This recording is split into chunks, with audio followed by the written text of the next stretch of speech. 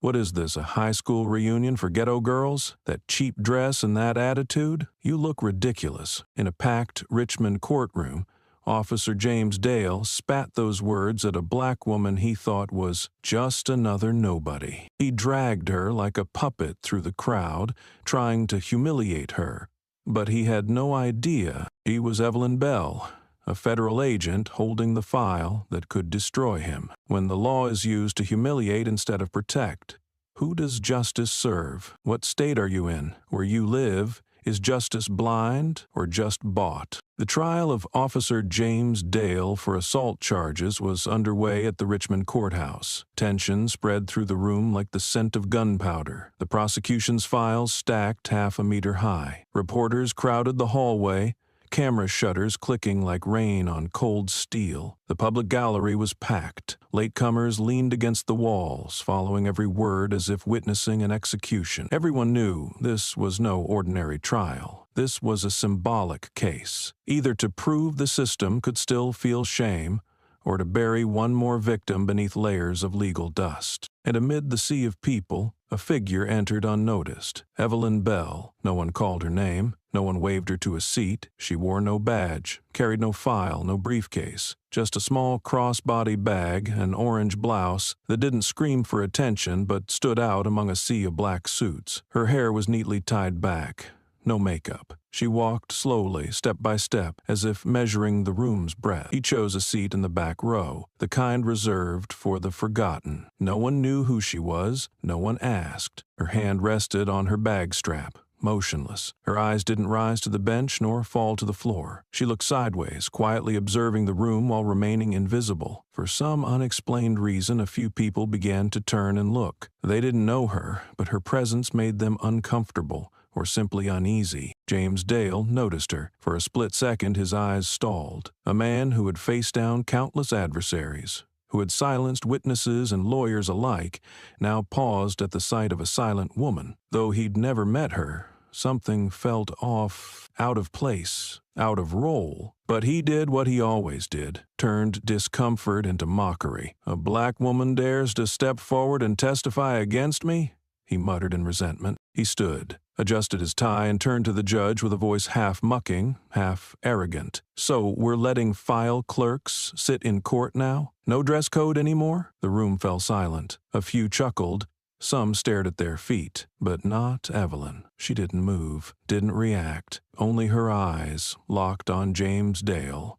Not defiant, not angry, just watching, like she was waiting for him to expose himself. The crowded courtroom turned to look at Evelyn, curious, suspicious, or just puzzled. But she didn't lower her head, didn't turn away, didn't flinch like most do when shamed in public. Evelyn simply looked straight at James, a gaze that seemed to slow the room's collective breath. It wasn't trembling or furious or rushed. It didn't scream resistance, but in it was the one thing James couldn't bear: knowledge. She knew who he was, what he had done, knew more than the lawyers, the judge, the scribbling journalists, and that made him feel naked. James stepped half a pace back. His lips twitched, as if to speak, then held the words. He glanced around, saw that people were now watching him, no longer laughing. He snapped, "I'm talking to you. Who gave you clearance? Are you a lawyer? You know this is a criminal court, right?" His voice rose, trying to regain control through volume, power, intimidation,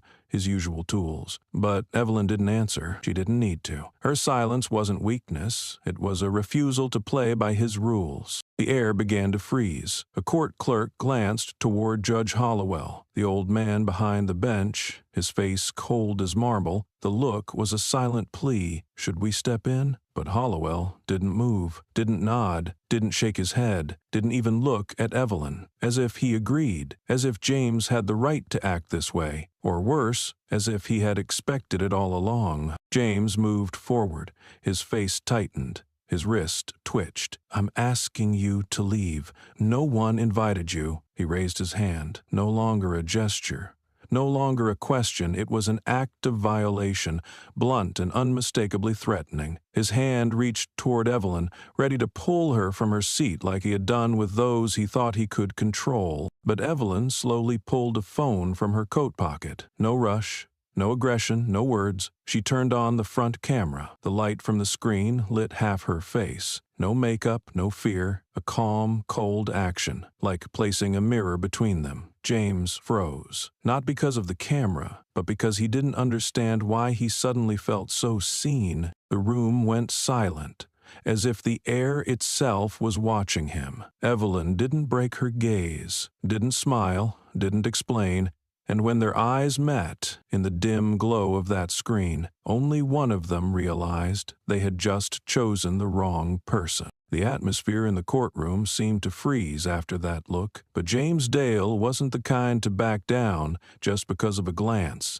He needed to dominate, to crush, to win, just like he had done to hundreds of others who had entered this courtroom. And this time, the silence drove him mad. He growled, no longer sarcastic but openly hostile. "I don't have time for this nonsense." Without waiting for anyone to react, he leaned down, quick, precise, and unexpected, grabbed Evelyn Bell by the collar of her orange shirt and yanked hard, as if to pull her out of her seat without a single word more. The act came without warning, not by police, not by a bailiff, no court order, just a man with a gun and a uniform using force on an unarmed black woman in a room full of people, and no one did anything. A chair was scraped from the public seating area. A woman stood up abruptly, then immediately sat back down. A young lawyer gripped his briefcase tightly, his eyes darting from James to the judge, then to Evelyn, but he said nothing. The clerk near the judge's bench looked up, about to speak, but Judge Hollowell's glance stopped her before a word could be uttered. And Hollowell, still seated, flipping through files, his eyes never leaving the page, as if what had just happened was a blurred note in the transcript. No reprimand, no gavel strike, not even a "Officer Dale." That's enough. His silence was no longer negligence. It had taken the shape of complicity. James still clutched Evelyn's collar. He didn't pull harder, perhaps surprised that she wasn't resisting. Evelyn didn't slap his hand away, didn't rise up, didn't scream, "Let go." She simply sat there, letting her collar crumple under the hand of her humiliator. Her eyes stayed locked on him, as if her very stillness was an invisible slap. And in that moment, it was James who was exposed. Something began to shift in the room. A discomfort spread, not because Evelyn didn't fight back, but because people were starting to realize they too had done nothing. A man accused of assault was committing another assault right in court, and everyone just watched. Evelyn's powerlessness or the silence of the entire system. Which was more terrifying? James felt it. He looked around, searching for a sympathetic gaze. There was none. No one laughed. No one nodded. No one stood by him. The dominance he had enjoyed all his life had turned into isolation, and the one who exposed him didn't lay a finger on him. Just a woman sitting still, letting him indict himself. The moment James Dale held on to Evelyn Bell's collar lasted no more than 5 seconds, but to everyone in that courtroom, it stretched longer than an entire hearing. He hadn't expected her to sit still like that. No grabbing, no yelling, no visible outrage or injury. None of the theatrics he was used to handling. Just her gaze, cold, deep, and hollow, as if it pierced right through his uniform, through the badges, through the shell of a system that had shielded him for years. And the camera light up front still rolled, reflecting off the wrinkled collar, the stiff hand of James, and the heavy breathing in the room. Evelyn looked directly at him and asked a question. Soft, clear, no bitterness, no emphasis. "Are you sure you're handling the right person?" The entire courtroom fell dead silent. No gavel, not even a breath of wind. The question didn't carry the tone of defiance. It wasn't thrown to provoke or rally. It was like a tiny blade slicing through the heavy fabric of the law and striking at James Dale's deepest fear, not knowing who he was really up against. A court officer jolted up, as if on instinct to intervene, but before he could step forward, his colleague grabbed his arm, not with force, but with a look that said, "Don't, not yet." No one wanted to act before knowing which side would prevail. In rooms like this, right and wrong didn't come from truth, but from the mouth of the one who held power to declare the outcome. James let go. His hand left behind a crease on Evelyn's collar, and he himself felt it, as a stain, not on the shirt, but on the very uniform he wore. He no longer smiled, no longer spoke. He simply returned to his seat, laid his hands on the wooden desk. But his fingers weren't still. They tapped, lightly, without rhythm, without beat, an unconscious attempt to shake off the feeling of being pulled down from a throne of power. No one spoke. But the air in the courtroom had shifted. No one looked at Evelyn as an outsider anymore. They began to look at her as if she might be someone. Some scribbled in notebooks. Others just sat still, eyes fixed on the wrinkled collar and James Dale's trembling hand. Judge Hollowell still said nothing, but for the first time he wasn't reading papers. He was looking directly at Evelyn, a look with no answer. That day, no one shouted, no one fought, no one was escorted out. But the entire system began to crack just from a tug on a shirt, an unflinching stare, and a question no one dared to answer.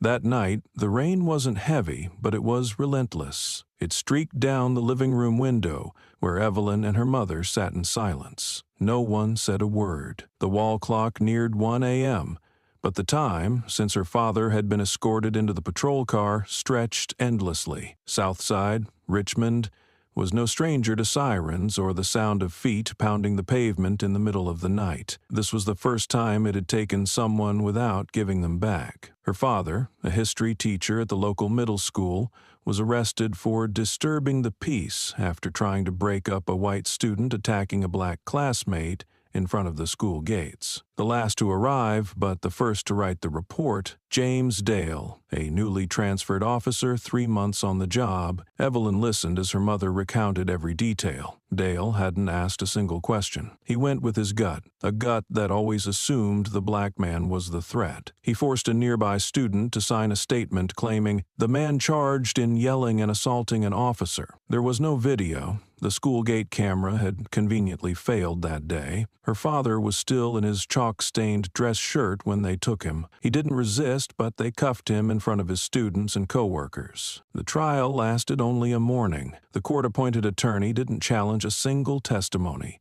No witnesses called, no motions for delay or investigation. Dale stood at the witness stand, reciting each word as if rehearsed. The defendant disrupted order, refused to cooperate, showed signs of resisting an officer. The judge nodded. 6 months in jail, no bail. In his final 3 months, her father was no longer called by name, but by number, 241 and 59. He didn't write, didn't call. Evelyn saw him only once, behind a glass partition, 19 days after his incarceration. His face had grown gaunt, his eyes sunken. He didn't blame anyone. He only asked, "Is your mother okay?" She didn't speak. She nodded, and that was the last time she saw him alive. The day the news came, a prison staff member said he was involved in an altercation and had been severely injured, but there were no medical records, no surveillance footage, no one held accountable. All they sent back was a bag,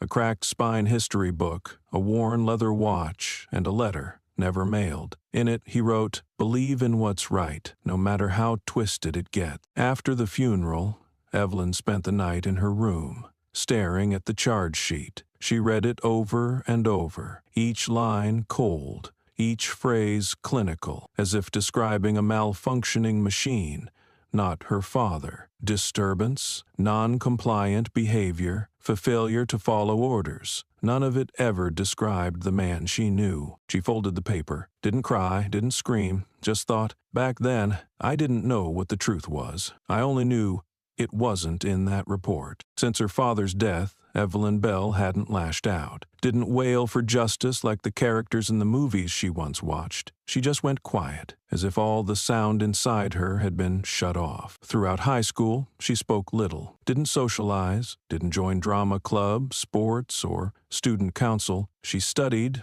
silently, steadily, expressionless. Her mother worried, told her she should let go to move on. But Evelyn didn't need to let go. She needed to understand. Understand why a good man died doing the right thing. Understand how a false statement could kill. Understand how the justice system could bend toward the powerful and still wear the robe of law. She chose to study law, but not to become a lawyer. She wanted to learn how the system protects itself. She researched cases of manipulated evidence, reviewed internal investigations, and built models of the legal process to find its weak points. Evelyn didn't seek to accuse, she sought the leaks, the cracks where justice got replaced. Graduating near the top of her class, she was offered a job at a major D.C. law firm. The starting salary was enough to let her mother retire. But Evelyn declined. Instead, she applied to the office of the Inspector General at the Department of Justice,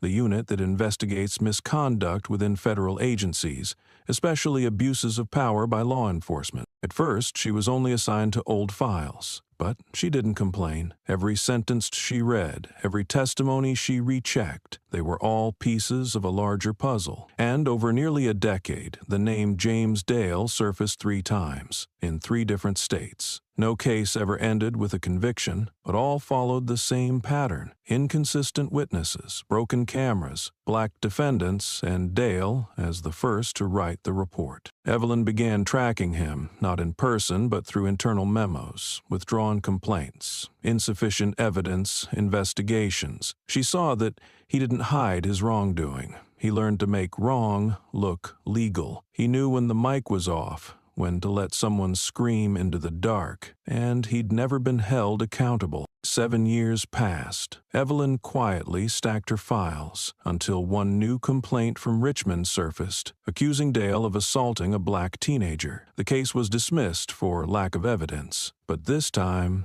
Evelyn knew the moment had come. She volunteered to investigate Richmond's police and court network.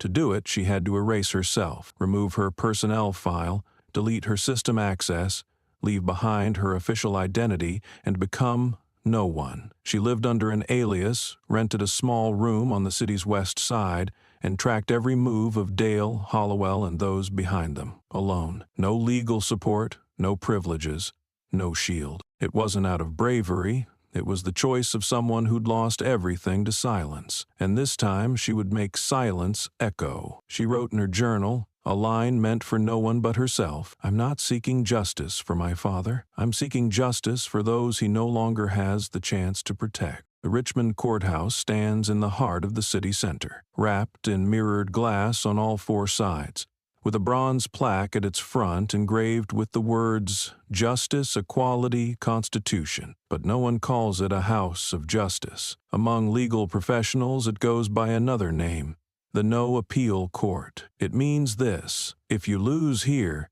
don't expect to win on appeal, because every file, every testimony, every piece of evidence has already been subtly distorted, just enough to ensure there's nothing left to salvage. Judge Hollowell is the unspoken symbol of this place. Once a professor of constitutional law, honored by 3 universities and even nominated once for the federal appellate bench, he declined, citing his wish to serve the community where I was raised. A noble choice, until people realized that Richmond was no longer a community. It was his personal kingdom. Every veteran attorney here knows, if you want to practice law in peace, stay away from civil rights cases, and never let a case land on Hollowell's docket. He rules swiftly, wielding the law with such fluency it borders on numbness. He doesn't need to shout or pound the gavel. A single glance, a precisely timed question, or flipping a file at just the right moment, these are enough to bring the entire courtroom in line. But his power doesn't come from the law. It comes from fear. The fear that if you displease him, your career will end. Not with a bang, but with a silent halt needing no justification. The only person ever seen beside him in sensitive cases is Officer James Dale. Dale doesn't shine on paper, doesn't rise through ranks quickly, doesn't show up in the media, but he is always the first at the scene. He is always the first to file a report, and his reports always match the court's final judgment, word for word. They don't record internal meetings. No transcripts are kept. Dale never submits drafts. Everything he turns in is polished, seamless, leaving no trace. If something seems off, Hollowell takes immediate action using expedited procedures, dismissals on technical errors, or closed hearings to protect involved parties. What's called legal process is merely a shell, used more to shield complicity than to defend truth. Evelyn uncovered this after 3 months of internal work, when she stumbled across an old, unencrypted report. It listed 43 civil rights lawsuits dismissed in the past 4 years. 31 were presided over by Hollowell, and, most telling of all, 26 had James Dale as the initial investigating officer. Not a single one was successfully appealed. No witness was ever called a second time. No one ever dared to ask why. That system doesn't need to lie. It only needs to follow procedure. A procedure carefully designed so no one realizes what they're being robbed of. To Evelyn, every figure in that chart represented a father, a mother, a child, who once entered the courtroom with hope, only to leave with a red stamp across their case file. Dismissed, no grounds for reconsideration. She wrote a line in her black ink investigation journal. In Richmond, justice isn't lost. It's kept in a place no one's allowed to reach. Richmond's court didn't just have a powerful judge and a cleanup specialist officer. It had a network of collaborators, silent, loyal, carefully selected. Every courtroom clerk was recommended by a special subcommittee. Interpreters, especially for defendants who didn't speak English, came from a single list, managed by the judge's office. Even newly assigned prosecutors went through an unofficial orientation. No documents, no recordings, but everyone understood clearly. Don't overstep the system's boundaries. Evelyn didn't discover this from some secret file, but from a coincidence. She saw a civil rights case number RCV 14382, labeled as internally resolved. But when she searched for the physical file, the drawer was empty. No papers, no deposition transcripts, just one code and a line, no storage required. Curious, she checked 20 other random cases from the same year. 8 had no data left in the federal system. A nameless IT specialist later confessed, yes, there was tampering, but not from the court level. It had to come from state-level access or higher. She knew she had to go deeper. Evelyn applied for a temporary clerical job. No contract, no name badge, no network access. Her role was to organize paper files and deliver internal memos to different courtrooms. A ghost job, but one that allowed her to pass through every corridor, hear things no one paid attention to. Then one afternoon, while delivering documents to the waiting room on the 3rd floor, she overheard James Dale's voice through a thin wall. That girl still hasn't withdrawn the case. Typical East End type. Stubborn as hell. Hollowell's voice came next, low and curt. Handle it quickly before it reaches the media. Her mom already sued the police, now it's her turn. We can't let this become precedent, Dale asked. You want me to do it the usual way? Hollowell replied. No, this time it has to be cleaner. Evelyn said nothing. She simply turned on the voice recorder on her phone and left it quietly in her coat pocket. This was the first solid evidence, a direct confirmation that Dale and Hollowell were coordinating to interfere in the case. She didn't know the girl's name, but she knew this was what she needed. That night, Evelyn went home and connected her phone to a separate hard drive, but when she opened the folder, the entire audio file had been erased. No error message, no trace. The hard drive had auto-set its backup settings, something that could only happen if someone accessed it using a root account. Evelyn froze. There was no longer any doubt. Someone in the system knew she was getting too close. She didn't report it, didn't file a complaint. She simply halted all activity for 3 days.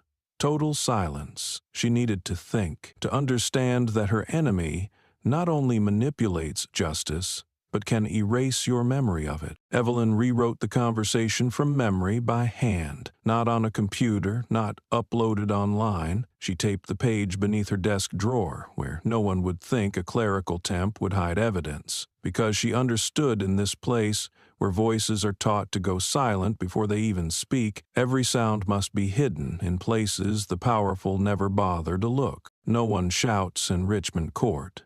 because here voices are trained to be silent before they're ever raised. The courtroom, after the collar-pulling incident, seemed to return to its usual rhythm. James Dale was back in his seat, tapping lightly on the wooden table as if the earlier event had been nothing more than a minor hiccup in a tense workday. Judge Hollowell bent over his files. No one brought it up again, and no one questioned what had clearly been a breach of conduct. The courtroom felt programmed to forget the hand that had just grabbed a woman by the collar, to forget those eyes, to forget the question that had thickened the air like a storm waiting to erupt. But Evelyn did not forget. She sat still for 3 more minutes. Then, just as a new witness was being called, Evelyn stood. No unnecessary motion, no warning. She simply stepped out of her row and walked toward the center desk, where the attorneys and prosecution stood. Her voice rang out. For the first time that day, "I request permission to present evidence." No one reacted right away. No one stopped her. Even Hollowell, the man whose carefully orchestrated script Evelyn was now disrupting, merely furrowed his brows, his hand hovering over the gavel. He neither nodded nor shook his head. He assumed she was just another stubborn witness trying to defend herself before being removed. He assumed this was a desperate act after public humiliation. He assumed wrong. Evelyn pulled a phone from her inner coat pocket, an older model with a privacy shield on the back. She walked to the presentation podium and plugged a cable into the courtroom's speaker system, a port normally reserved for official exhibits. A soft beep sounded. The room went still. The first voice to play was James Dale's, low, lazy, tinged with contempt. "Want me to do it the same way as before?" Then came Hollowell's, colder. "No, this time it has to be cleaner." Dale again. "Send a rejection notice to the court, and I'll erase its name from the system." 3 sentences. That was all it took to shift the room from doubt to horror. One by one, people turned to stare at the judge. He sat frozen, as if a mask had just been torn from his face in public, and he hadn't yet figured out how to respond. James leapt up. His mouth moved wordlessly, his eyes wild. No longer a commanding officer. No longer the man in charge. He was now the one exposed, not by fists, but by his own voice. A few people in the audience pulled out their phones and started recording. Some didn't dare face forward, simply aiming their cameras at the audio source. The defense attorney leaned toward his assistant and whispered, his expression shifting from doubt to calculation. Evelyn said nothing more. She stood silently at the podium, her hand resting lightly on the phone as if holding a blade she could no longer hide. She didn't look at Dale. She didn't look at Hollowell. She looked at the people in the gallery, the ones who had sat in silence all morning, waiting for a fair trial. No one spoke, but no one saw her as just a witness anymore. "He's lying. That's fake. That recording isn't admissible," James Dale screamed, his voice fractured and completely unrestrained, his face flushed red, eyes darting like a man trying to escape a burning room. He rushed toward Evelyn as if to snatch the phone, to erase every trace of what had just betrayed him. But Evelyn didn't flinch. Instead, she reached into her coat pocket again. Out came a deep blue identification badge. She held it up in front of the judge and the entire room. Her voice was calm, not loud, but sharp enough to reach every corner. "I am Evelyn Bell, investigator from the Office of the Inspector General, U.S. Department of Justice. Authorization Code 2179K. I am conducting a covert investigation into judicial manipulation at this site." The room fell deathly silent. James froze, as though he'd just slammed into an invisible wall. His eyes blinked rapidly, his hand still suspended midair, then slowly retracted as if scorched. At that moment, Judge Hollowell was no longer a symbol of power. He looked at the federal ID, offering no rebuttal, no objection, no gavel strike. He merely blinked once, slowly, as though witnessing a conclusion that had just been rewritten from the beginning. The courtroom erupted into 1,000 chain reactions. A reporter in the last row jumped up, gripping his camera and whispering, "Send this to the newsroom now." Another pulled out a phone and hit record, wearing a shocked, almost frightened smile. A court staffer ripped out his earpiece and turned his handheld camera toward Evelyn. mouthing her name in an attempt to verify. At the prosecution's bench, a legal assistant keyed the ID code into a tablet. 7 seconds later, verification confirmed. Active federal investigator, undercover. Evelyn said nothing else. She didn't need to. The entire room had turned into a hearing, larger than any indictment. One where power itself was on trial. People no longer looked at her as a witness. They saw the person who had led the system into its own trap. And now, the trap had sprung shut. James backed into his chair, shoulders hunched as if fearing eye contact. Judge Hollowell leaned on his desk, tapping his finger, not steady, not certain. Everyone who had once controlled that room now sat still, awaiting a verdict that was no longer theirs to declare. Evelyn placed the phone down on the desk beside the badge. Not as a threat, but as a declaration. She no longer had to hide anything. She was not a witness.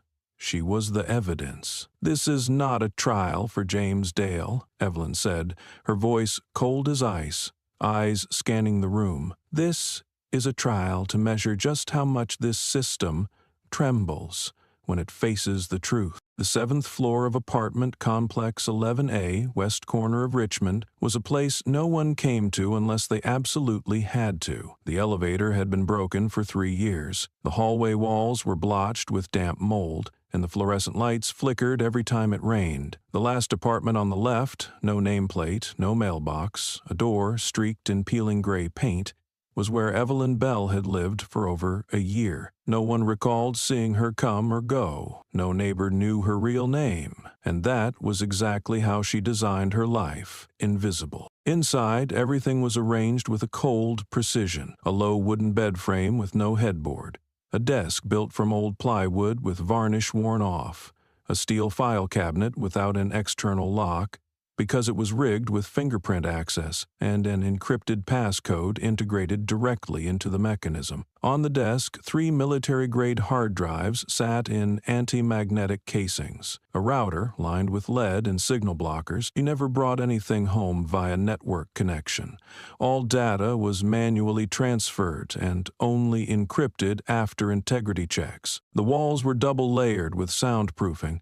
The front door was secured by a mechanical bolt, a fingerprint scanner, and a voice recognition system wired from the inside. Evelyn didn't trust digital recorders. She hand-wrote her investigative journal each night, short entries, then incinerated the old one 48 hours later, if already archived into the distribution system. She didn't just store evidence. She distributed it through 3 separate channels. One copy was encrypted with the SHA-256 protocol and sent to an independent investigative journalism group in New York via a middleman who didn't know her real name. The second copy was split into separate file formats, deeply encrypted, and uploaded to an international distributed blockchain system, where no one could delete all the data once it entered the chain. The final copy was a physical USB drive sent every 3 months to the Office of the Inspector General in Washington via secure diplomatic pouch. Each time she sent it, she kept no original, only a verification hash to track retrieval. No single place held the complete data. No one, not even Head, could fully manipulate the evidence once the process began. The only thing she could do was protect each link until truth found its own exit. She sat on the floor, back against the wall, eyes fixed on the faint glow from a sinking hard drive. Outside, Richmond remained loud, with car horns, hallway arguments, and footsteps that came and went. But inside this room, there was only her, the authentication codes, and voices waiting for the right moment to speak. In one rushed final line of her journal before tearing it apart, Evelyn wrote, "I don't keep the evidence. I'm just the last person to place it in the right hands." In the soundproofed room on the 7th floor, Evelyn sat at her desk, headphones on, eyes locked on a monochrome screen displaying file hashes. She didn't need visuals, only the sound was enough. A woman's voice played, shaky, the voice of a mother. "They said my son brought it on himself, but he's 12.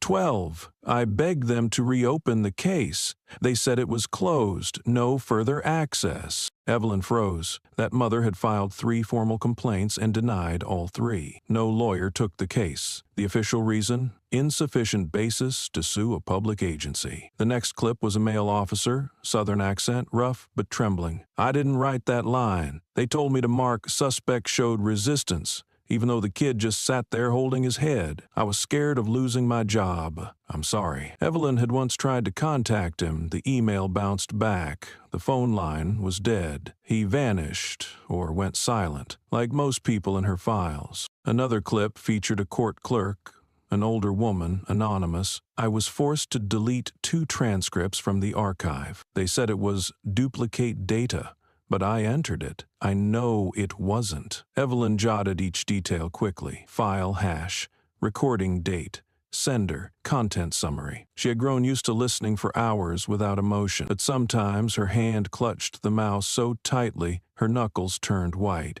not from pain, but from helplessness, against a system that knew how to twist justice with just a few lines of redaction. Her list of victims numbered 17.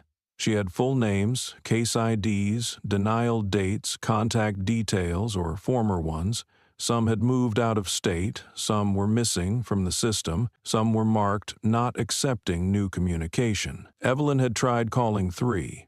Only one answered, a woman. She said just one thing, "Thank you, but I stopped believing in what's right a long time ago." Then she hung up. She played a clip marked high priority. At first, only static. Then came Hollowell's voice, calm and firm. "No one wants this getting loud. The cost isn't just a lawsuit. It's the entire credibility of the state." The other voice was unnamed, but Evelyn knew it. Marcus Langston, the current Attorney General of Virginia. In a later segment, he said, "I don't care who that kid is. If this blows up, the state's budget gets frozen. Clean it up." A pause, then Hollowell chuckled softly.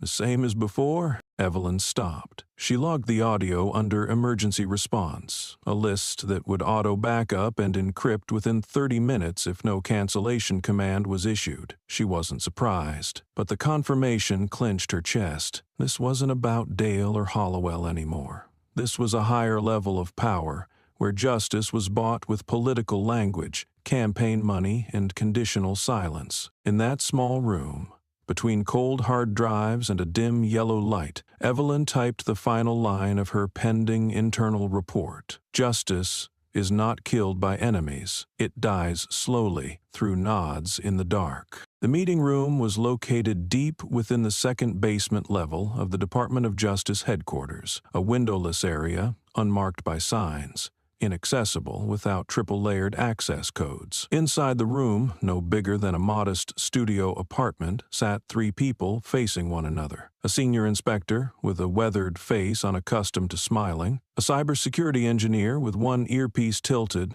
and eyes that never lingered more than 3 seconds, and Evelyn Bell, her hair neatly tied back, wearing a gray shirt, hands folded precisely on the table, as if preparing to read a formal indictment against an entire system. There were no introductions, no oaths, just one short sentence from the senior inspector. Richmond is leaking.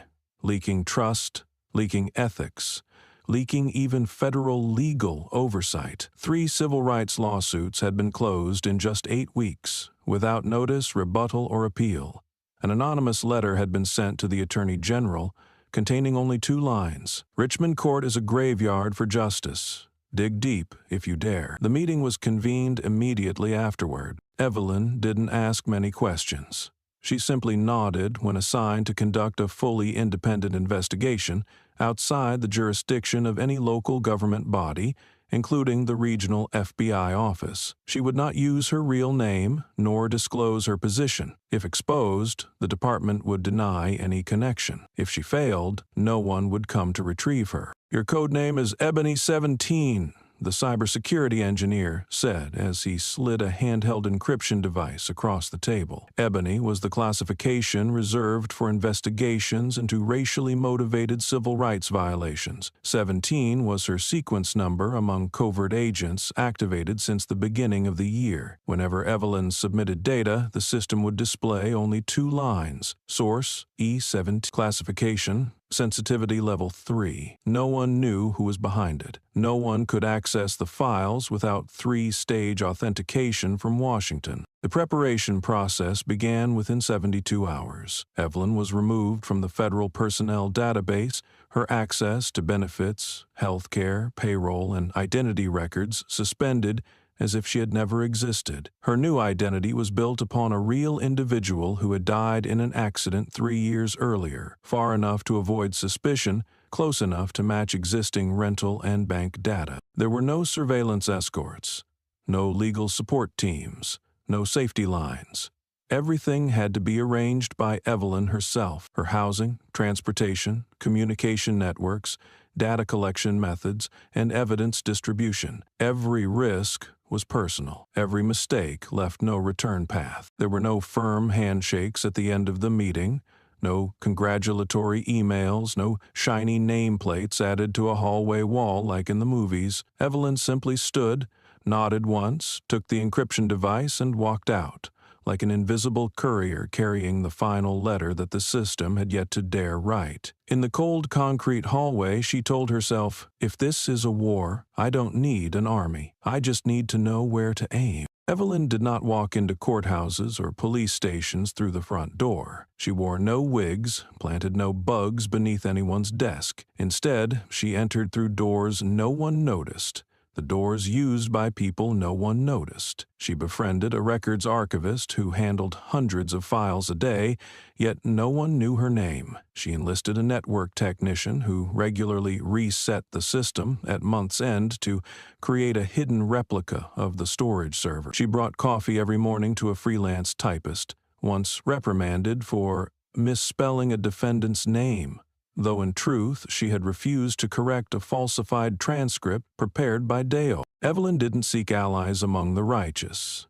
She found them among the betrayed, those who had once believed in the system and were chewed up by it. Like the young law graduate who interned at the judge's office, fired for questioning a document that listed 2 contradictory timestamps. He told Evelyn, his voice hushed as if someone were still listening, I don't want to be a lawyer anymore, but if you need someone who types fast and remembers the names of all the victims, or Valerie, the systems technician. She held no formal title, no one remembered when she'd started working, but she was always the last to inspect the server before every internal update. Evelyn discovered that Valerie had quietly backed up every log file before they were wiped. When asked why, Valerie gave a dry smile. They think I don't know how to hide a copy, so I leave a decoy where they expect it and keep the real one where they'll never check, inside the old printer on the ground floor. Evelyn's network wasn't large, but it was scattered, quiet, precise, and untraceable. Each person believed they were helping someone on the inside. No one knew her real name. No one knew she was an investigator, but they trusted her, not out of idealism, but because they too had been betrayed. And now, all they needed was someone who wouldn't pretend anymore. But not everyone she approached stood with her. One person, a file transport driver who moved documents between storage facilities, initially seemed very cooperative. He detailed how records were swapped, how deletion orders came in at midnight. But one day, inside a packet Evelyn received, she found a tiny tracking device embedded in the folder's spine. The model matched those used by the state's internal surveillance network, accessible only to Dale or Hollowell's office. Evelyn said nothing. She asked no questions. She simply marked his name on her double-faced list and restructured her entire data transfer route. She felt no anger, no disappointment. In a war like this, betrayal was a given. Trust was the luxury. In a single-line message sent to headquarters, she wrote, I didn't enter the system. I seeped into it, like ink through paper, slow, deep, and impossible to erase. Judge Leonard Givens was not a rebel. He was composed, proper, and regarded as one of the few upright pillars left in the Eastern judicial system. After nearly 2 decades on the bench, he had never faced serious opposition until he began raising questions about the Richmond court. Specifically, the alarming number of civil rights cases is quietly dismissed. He requested an internal audit, proposed a comparative review of Judge Hollowell's summary rulings against neighboring states. That request was never answered in writing, but he got a reply, swift, precise, and impossible to resist. Less than 3 weeks later, Givens's office was audited 3 consecutive times over allegations of misusing office funds for personal purposes. A professional development expense for a Harvard seminar the previous year, already approved and reimbursed, was suddenly dragged into review. A former staffer who'd left for medical reasons resurfaced with a complaint about authoritarian management culture. No one defended him. No one pushed back. 3 weeks after that, Givens resigned for health reasons and vanished from the legal system as if he'd never existed. No one said it out loud, but everyone knew. It was Hollowell, not directly, not in writing, but through the network. He didn't need to threaten anyone. The system did it for him, efficiently, invisibly, and with frightening legality. Any attorney who mentioned his name more than 3 times in a filing would see their client withdraw without explanation. A journalist who tried to dig into one of his rulings had their sponsorships revoked, then got reassigned to cover local news briefs. A courthouse staffer who questioned the case log was transferred within 3 days to a department with no desk. Evelyn followed all of it. Not through gossip, but through data. She built a network diagram, with Hollowell's name at the center, but no arrow pointing directly to him, only dashed lines. A former classmate, now state legal advisor, a nephew managing the court's budget, a real estate partner who happened to fund a statewide legal conference. None of them ever defended him publicly. They didn't need to. They just needed to keep things quiet. She understood. With someone like Hollowell, the most dangerous tool wasn't power, it was unspoken compliance. He didn't have to give orders. He only needed people to know what happened when you didn't obey.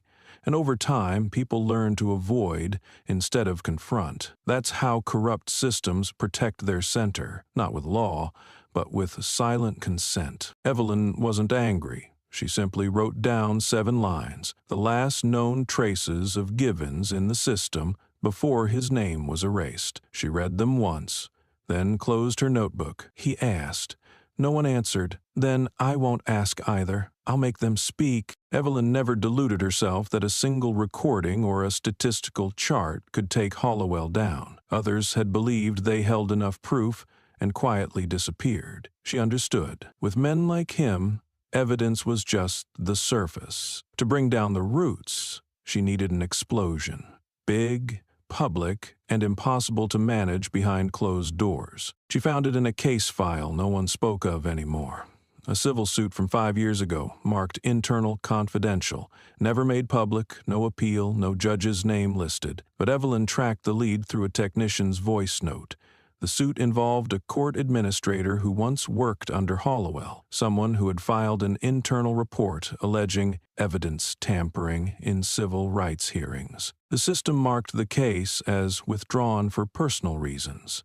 But Evelyn uncovered a draft of an appeal never sent, recovered from an old hard drive Valerie, a network technician, had salvaged from a broken server. In the draft, the plaintiff, named Marcia Deeds, wrote that she had been forced to alter at least 8 trial records under verbal orders from superiors, and when she refused, was threatened with investigation for abuse of data access. Marcia was no longer in Richmond. Evelyn tracked her to another state, living under a new name. Their call lasted 17 minutes. Marcia stayed silent for the first 14. Then she spoke 3 sentences. I don't want to be involved again, but if you really work for the department, bring this out the right way. I used to believe in the courts.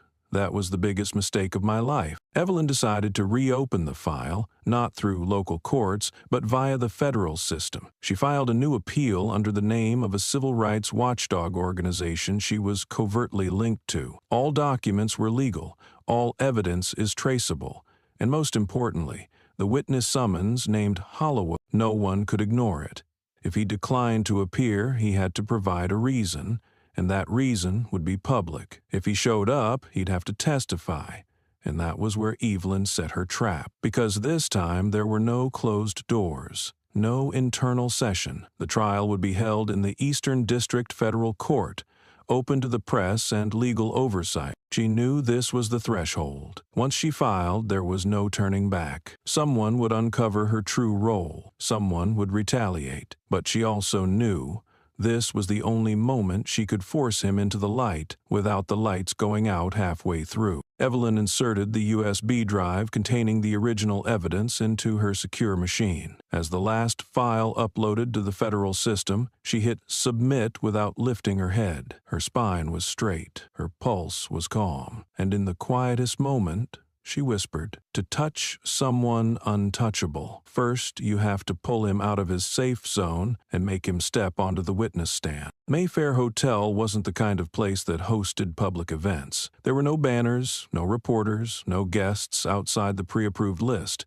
That evening, the Sapphire Hall wing glowed with clinking glasses, bursts of laughter, and conversations that would never appear in official political records. State Attorney General Marcus Langston's cocktail party was billed as a post-campaign gathering, but everyone knew the truth. This was where influence was brokered, where power was distilled through wine and silent agreements. Evelyn Bell entered under her new identity, communications assistant for a small NGO focused on community legal education. Her hair was dyed chestnut brown, loosely pinned at the nape. She wore gold-rimmed glasses, a charcoal evening dress, pointed heels, and a name tag printed in italic with no logo. No one recognized the woman who had once faced James Dale in court, and no one could have guessed that the court's pendant around her neck was transmitting audio signals to an encrypted receiver stashed on the 7th floor of an old West Side building. The party was lively but controlled. Wine flowed steadily. Waiters moved like shadows. Men in dark suits and women in formal gowns spoke just above a whisper, but no one needed to be cautious. This was a safe space. Everyone in the room was of the same order: senior attorneys, legal fund managers, mid-level judges, and 3 politicians eyeing state Senate seats. Evelyn didn't try to eavesdrop. She just stayed near the bar area, where people ignored those who poured wine or carried pastry trays. Langston's voice rose first, smooth, confident, with the cadence of someone who had pitched donors for over 2 decades. He was speaking to a salt-and-pepper-haired man Evelyn recognized as the president of the Virginia Bar Association. "Dale still holding up?" Langston asked, swirling his cocktail, eyes scanning the room like checking for open ears. The man smirked and replied, "As long as Hollowell stays put, everything stays on track." Evelyn barely blinked. Langston chuckled softly, tone unfiltered. "I just freed up another chunk from the Southbridge court sponsor. They understand the value of judicial stability. No one wants the media poking around where silence is needed." Evelyn kept her expression neutral, as if listening to a dessert menu, but inside every word felt embossed in the air. Dale's name, Hollowell's. The phrase judicial stability. This wasn't small talk. It was the clearest summary yet of the entire manipulative mechanism she'd been chasing for a year. The pieces were aligning. No cameras, no coerced statements this time, just their own words. The microphone hidden in her pendant captured every voice within a 2-meter radius. The signal was encrypted instantly and transmitted back to the 7th floor receiver using a short-range encoding system Evelyn had spent 4 months building to avoid traceability. One copy was stored on her USB drive. A second copy synced with a distributed encryption network. She wasn't just recording, she was triggering a chain reaction, and they had no idea. Langston was the kind of man who didn't bother hiding when he believed the room was sealed with reputation. He moved from group to group like a stage director, every word calculated to feel just intimate enough, just commanding enough. Those around him laughed, raised glasses, and nodded. Everything he said felt familiar, as though he wasn't speaking but issuing declarations of stability. Evelyn stood on the outer ring of that circle, eyes locked on her shimmering glass, ears wide open. She knew exactly who was who had been tried in Hollowell's court, who had accepted lobbying funds, and who had quietly withdrawn a complaint when Dale appeared in the report. But what she needed tonight wasn't names, it was links. And Langston, like a confident alpha predator, started revealing connections he'd usually never dare utter aloud. When a young politician, a newly elected state rep from Monroe County, nervously raised a question about recent criticism surrounding the Richmond court, the room dipped a beat in tension. Langston didn't snap. He just smiled, the smile of a man who had survived 4 terms. "You're young. You don't get it yet. This system doesn't run on what's right. It survives on silence, greased at the right moments." The others around him fell quiet. A few smirked. But Evelyn recorded every word, not in memory, but in live, encrypted signals ticking with every syllable. She quietly stepped back from the core group, moving like someone stepping out to take a call. No one noticed. She slipped through a side hallway, down the emergency exit leading to the lower parking deck. No cameras, no guards, no signal interference. She got into her rented sedan, a gray one with out-of-state plates, and activated the backup system. 3 recordings synced successfully. One sent to an independent press server in New York. One encoded into a blockchain transmission through a decentralized IP, and one saved locally to her hard drive. Offline, trace-free. She didn't smile, didn't exhale in relief, just sat in stillness for a few minutes in the dark. The sounds of the party above still murmured through the concrete ceiling, laughter, clinking glasses, and power congratulating itself through repetition. But something had shifted, not because of a speech, but because of one moment of carelessness by a man who thought he was untouchable. The powerful never fear the light until they realize they've been monologuing in a room with a recorder. Evelyn buckled her seatbelt. She didn't look back at the hotel. She had what she needed. Now it was time to make what she heard into something no one could pretend never happened. The 3rd floor of the Richmond courthouse is always quiet after official court hours. No public, no defendants, only legal staff moving between record rooms and administrative offices. At the center of the hallway leading to the sealed courtroom stands a bronze statue of Lady Justice, nearly 1.5 meters tall, sword in the right hand, scales slightly tilted to the left, blindfolded as an eternal promise of impartiality. But one early week afternoon, that very statue began transmitting a signal. A technician from the security division noticed a strange interference while checking the internal network signals. The interference came from an unknown device, not listed on any equipment schematic. He traced the frequency to the statue. Removing the hilt of the sword, he uncovered a micro camera, expertly camouflaged and positioned directly facing the door to Judge Hollowell's office. The motion sensor had been continuously triggered for the past 3 weeks. Panic didn't erupt immediately. It seeped quietly through closed-door meetings. The internal security team was ordered to sweep the entire hallway, all courtrooms, electrical boxes, and ventilation shafts. The camera was sealed, and a classified report was sent to the State Judicial Operations Office.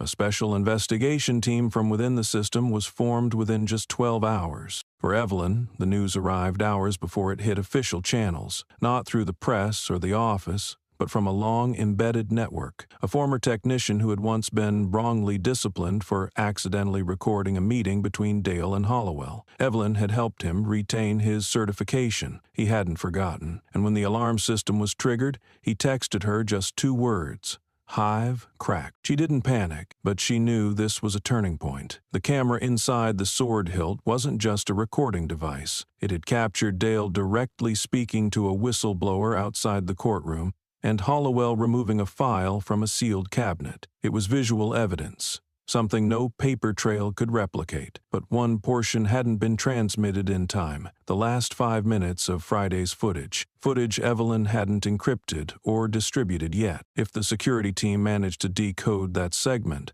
they would know who she was. If they couldn't, they would still understand someone had placed eyes at the very heart of power, and that alone was enough to trigger retaliation. Evelyn sat in her 7th-floor apartment, Lights off, eyes fixed on the device status screen. A blinking red line read, "Device disconnected, possibility of seizure 97%. Her hand rested on the table, where a secondary encryption drive sat. She had already extracted a copy of the footage.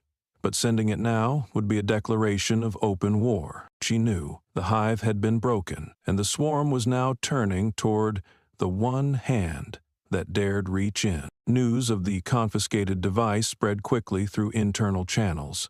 The state judicial office issued a directive for expanded security audits of the entire Richmond courthouse. Though Evelyn's name was never mentioned, everyone involved understood this was the system's first strike, a warning that someone was getting closer than they'd ever expected. And this time, they didn't plan to stand by. But what they didn't know was Evelyn was no longer playing alone. Immediately after receiving the disconnection signal, Evelyn sent a short command sequence via her private encryption system. Within 10 minutes, 3 people received a Level 2 alert: a network engineer who once worked for the Department of Justice, an anonymous lawyer who had retired after refusing to lie as a witness, and a former enforcement officer framed for resisting fabricated evidence, people Evelyn had quietly helped untangle from the traps the system had set years ago. She called them the Silenced. When Evelyn began investigating Richmond, she didn't just collect evidence. She collected people, those who understood the system from the inside, who had once been crushed by it, and who were ready to stand if someone gave them a reason to step out of the shadows. She didn't promise justice. She didn't talk about change. She simply offered them a chance to stop being silent. In this particular case, it was a member of the security team, someone who'd been pushed out of frontline duty after discovering Dale had deleted surveillance logs, who swapped the real camera for a decoy at the last minute. The device that was seized contained doctored footage, tampered with, insufficient for legal proceeding. The real copy, extracted earlier by Evelyn, was now in the hands of 3 separate parties, one of whom had just sent a warning. Unauthorized access attempt failed. Someone is trying to crack the root key. She knew the counterattack had begun. But unlike before, this time every step she took was protected. Valerie, the network technician, had already blocked 3 unauthorized access attempts to Evelyn's previous servers. The law student, expelled from court last year, had uploaded the decoy clip to a hidden forum to create noise. And a lawyer who had nearly lost his license was now quietly preparing a class action suit in the name of citizens once denied a hearing by the system. None of them held official titles, none wore badges, but they all understood that if they didn't act now, they would remain names erased from records, just as they had been before. Evelyn sat in the dark room, reading every response, every authentication code, every system alert. Her heart did not race. She felt no fear. She only saw one thing clearly. They thought she was fighting the system alone, but the system is only strong when no one dares to reach out to each other. And she had reached. 3:12 a.m. The secure phone rang 3 times, short, even, precise, like the kind of reminder sent by a machine with no emotion. It sat on a steel shelf beside the bed, running on a secure line with access known only to 3 people in Evelyn's network. She was already upright before her hand reached it, eyes fixed on the message displayed. No number, no signature, no spelling errors, no signs of amateur. If you send anything else, we'll find you before justice does. A warning without threats. No shouting, no cheap intimidation, the kind of message only sent by someone who knows they're close enough to be felt. Evelyn read it once. Then she removed the battery, placed the phone in a signal-bleaking tin box, and moved. No panic, no urgency. Every motion had been rehearsed 100 times over the past year. She pulled the curtains, checked the auxiliary camera hidden in the air vent, no movement. She plugged the main hard drive into an isolated encryption unit and triggered a 90-second full wipe of all local data. One by one, 4 screens blinked off. The information hadn't vanished, it had already been distributed elsewhere, but not a single copy remained here. She put on signal-resistant underlayers, tied her hair up, and placed 2 items into a crossbody tactical bag: a mobile encrypted drive containing the original unredacted evidence file and a paper folder with 3 short handwritten cipher sheets, enough to trace her sources manually if the digital routes were ever compromised. The 7th-floor apartment, once a live intel gathering node, was now just an empty room with 3 drill holes where the investigation board once hung. At 4 o'clock sharp, she stepped out. No one saw, no cameras, no tails. Evelyn wasn't the kind who fled. She was the kind who withdrew to begin the next phase. A nondescript rental car sat waiting in the basement garage, staged there 2 days ago for exactly this moment. She didn't drive to the previous safe house. She rerouted. The sender knew about the 7th floor. If they knew 1, they might know 2. But they didn't know everything. Evelyn had once written in her journal, a single line encoded in the white noise of an image file: "When they threaten your life, it's not because they're stronger, it's because fear is all they have left to stop justice." And she didn't carry fear with her. Her new base was underground, an abandoned telecom relay buried behind a defunct industrial park in the southern suburbs. The rusted steel door had a remote locking mechanism, controlled by one man in Evelyn's network. A former federal transmission engineer pushed out after refusing to alter GPS data in a police brutality case. Evelyn hadn't promised redemption, but she'd preserved the real records. He'd kept the site, waiting for the day someone would use it properly. At 5:27 a.m., Evelyn activated the secure router, connecting it one way to a decentralized encryption web. No traces, no reverse mapping. She inserted the drive into the core encoding terminal and began the upload. She didn't send it to one destination, she sent it to 3. The first, the National Civil Rights Alliance, Veterans in Exposing Systemic Corruption. Recipient, an attorney who had once sued the state for concealing abuse at a juvenile facility. Evelyn had followed his case. He never backed down. The second, the Center for Legal Equality and Justice, known for taking on lost cause cases rejected by federal courts. One of Evelyn's old colleagues, rejected by Hollowell 6 years ago, now worked there. He still kept the appeal that was never reviewed, and now it could ignite something legal. The third destination, an international watchdog group of human rights lawyers monitoring abuses in the U.S. Evelyn had contacted them before, under a code name. This time, she didn't use one. She sent everything: audio logs, transcripts, trial records, and the financial network linking Langston, Hollowell, and Dale. Each copy was independently encrypted with a 48-hour auto-decrypt unless she sent a kill signal. No safety nets, no choices left for herself, because this time the choice would belong to the public. 604-4. The screen flashed a single line: transmission complete. Confirmation code E17, VTA Aurora. She remained seated before the dark monitor. No pride, no triumph, just a quiet calm, like someone who had opened a floodgate others had tried to bury for 14 years. The person who sent that warning thought a message could stop her, that death was the limit. But Evelyn had never done this for herself. She did it for those never named, for the ones erased, for the records deleted and voices buried under court seals and closed hearings. She did it because no system changes until it's torn open by the very truths it tried to destroy. They believed fear could silence her, but Evelyn Bell didn't retreat. She only redirected, and this time she wasn't moving alone. The file was sent at 8:00 a.m. No flashy subject line, no warning, just a folder named Case _6_unheard, attached to an email sent to 12 major and minor newsrooms, 3 independent investigative outlets, and 2 community radio stations. The sender, E. Bell. No title, only a short note: if you ever believed in justice, start with the cases the system refused to hear. Inside the folder was the complete data for 6 cases, 6 lives that fell into the gray zone of the law. 6 times the system shut its doors on the vulnerable.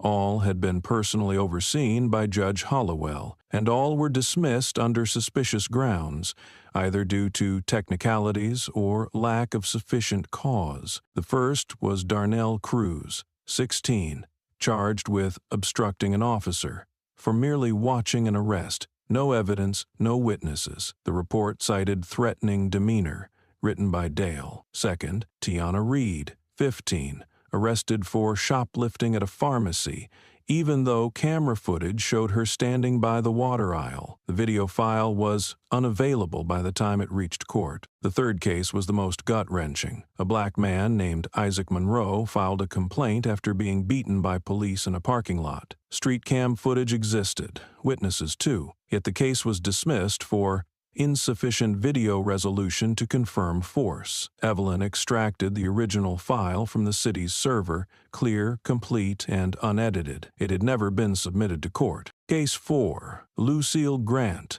a former administrative staffer who reported being ordered to delete transcripts. After filing the complaint, she was countersued for falsifying court documents. Evelyn included audio of an internal inquiry where Hollowell clearly said, "If you still want a career in this field, know when to stop." The fifth was a textbook false report. Dale himself wrote the file asserting Marcus Hill, a brown-skinned man arrested for running red lights and reckless driving, was a public threat. Evelyn had dash cam footage. Hill didn't run the light, didn't swerve. The stop happened because he matched someone in the system. And finally, the standout case. Carla Jennings, a single mother from East End, had filed 14 petitions to both local courts and the Inspector General. Her son Elijah was arrested during a rushed raid with no lawyer, no guardian present. He was convicted of possessing a weapon found under a shared couch. With no fingerprints, no confession, he served 3 years in juvenile detention, released with a record that ruined his chances at any scholarship. Evelyn didn't add commentary to the files, but each one contained new, unaltered evidence, testimonies, original reports, and, most critically, internal meeting recordings the public had never heard. In one, Hollowell's voice was unmistakable. "We can't reopen these. If we open one, we'll have to open 100. The state can't handle that." 6 voices, 6 cases, but just one disclosure. And Evelyn knew she had just pulled the first lever. The next morning, Richmond woke up to an unusual headline. The Herald ran a full-page front cover. "How the Well and the Rejection Machine, 5 years of buried cases." Below it, a blurred image of an internal memo, handwritten, "Do not release, sensitive." Other outlets quickly followed, national watchdogs like the Sentinel, Post-Chronicle, and once dismissed independent platforms. But this time, the proof was too clear, too structured, too undeniable. Within 3 hours of going live, Justice for Carla surged to #1 on social media. Users circulated an old photo of Carla Jennings holding her son at preschool graduation, once forgotten among millions of human rights records. Now a symbol for voices long suppressed. Under the hashtag, a wave of stories emerged. People whose cases were rejected, whose letters were ignored, who once thought they were alone. Someone wrote, "I thought I was the only one. Turns out we were all silenced the same way." Posts spread Evelyn's released audio, Hollowell defending systemic cover-ups as necessary for the stability of the state. Outrage didn't just come from activists, but from ordinary people who once believed the courtroom was their last hope. Less than 24 hours later, the State Attorney General's office was forced to issue a press release. "We take these revelations seriously and are considering forming an independent special commission to review cases connected to Judge Hollowell and the civil claims system from 2018 onward." The language was cautious, vague, but for the first time in over a decade, the words "judge investigation" appeared in a government statement. As the power structure began to tremble, Evelyn stayed silent. She didn't take the podium, no interviews, no rebuttals to praise or criticism. Her name appeared only once, in a tiny caption, "Data provided by source code E17. She let the victims speak instead. Carla Jennings appeared on local television, not crying, just retelling the story she had repeated behind closed doors. This time, someone listened. The law student once fired for questioning case records returned, holding a printed copy of the redacted transcript. Valerie, the technician who preserved the backup system, was interviewed by an independent outlet. recounting countless unexplained fix requests. Each of them, pieces of the network Evelyn had built from the shadows, was now stepping into the light. And they, not Evelyn, were the ones reigniting belief. No one called it a technical error anymore. The questions grew louder. How many more were hidden? How many names never made the paper? How many cries for help were thrown away? Evelyn watched everything from afar, never leaving her new safe house, never sending another message. But at day's end, she added one line to her encrypted journal. Justice doesn't begin in court. It begins the moment the first person stops staying silent. Among the thousands of residual files on the old Richmond Police Department server was a folder labeled Arch 2019 NP, short for Not Processed. Evelyn had seen this tag many times throughout her investigation. It usually housed corrupt clips, damaged recordings, or footage deemed unfit for official storage. But something about this one caught her attention. A system log noted that a James D4 model body cam had been connected on August 19, 2019, for less than 1 minute, then abruptly disconnected. The log stated, "Transfer failed. Manual interrupt." No one had noticed. No one had ever gone back, but Evelyn did. She extracted the full log partition, ran it through recovery software, and waited. After 4 hours of processing, a single file surfaced. Default name, vid_1479_B4X. Size, 96 MB. Length, 42 seconds. The video began with hurried footsteps. James Dale appeared in the frame from the left, standing in front of a teenager, black, about 15, wearing a green hoodie, arms hanging at his sides, eyes cautious. There was no shouting, no aggression, just a quiet stare. Dale stopped, glared at the boy, and said clearly, "What you looking at?" The boy didn't answer. He just held that gaze, not defiant, not mocking, just the kind of look someone wears after being dismissed one too many times. Dale smirked, then suddenly raised his right hand and slapped the boy hard across the face. The slap echoed through the still air. Immediately afterward, Dale turned to the camera and said, "Turn it off." The video cut. No glitch, no fade, just a manual shutdown. Evelyn didn't need a second viewing. She paused at frame 1479, the moment Dale's hand was still in the air, about to strike. The boy's face was frozen in clarity, eyes wide, lips pressed tight, bracing against pain he refused to vocalize. That look wasn't fake. It wasn't dramatized. It couldn't be denied. The 2019 case report claimed camera malfunctioned, footage lost during upload, incident unveiled. Dale was cleared. The boy, Tyshawn Carter, was written up as displaying aggressive behavior. His family had no lawyer. The matter was closed in under a week. But now, with just 42 seconds and one unfiltered frame, the truth was no longer buried. Evelyn extracted the clip, encrypted it with triple-layer security, and labeled it Original Body Cam Footage, Tyshawn Carter Case, Frame 1479. She then composed 3 emails. No name, no message, just the attachment. She sent them to 3 news outlets known for publicly challenging police silence. In her journal, she wrote, "A slap is not a minor detail. It's the beginning of a system's collapse. And this time, the frame won't disappear." The video went live without announcement, without explanation, and without a source. 42 seconds of body cam footage released simultaneously by 3 major media platforms. Each post carried the same caption, Frame 1479, Original Body Cam Footage from the Tyshawn Carter Case, technically verified. Within 6 hours, it was everywhere. On social media, it exploded. The hashtag Frame1479 topped the charts on X within 3 hours, surpassing political debates, global events, and corporate marketing campaigns. The public's reaction was immediate and visceral, not only because of the slap, but because of what came after. Turn it off. It wasn't ambiguous.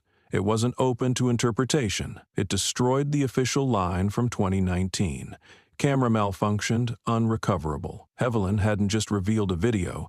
She released the technical log detailing the camera's connection, the exact second it was cut, and how the footage was moved to a hidden folder with restricted access. The footage hadn't been lost. It had been hidden. deliberately. The log was a confession in code, and now the system had nowhere to hide. The first public voice came from Tyshawn Carter's mother. She didn't cry. She didn't plead. She simply held up the rejection letter for their appeal, stamped in red, insufficient basis for further investigation. She placed it on the table and said, "My son was hit.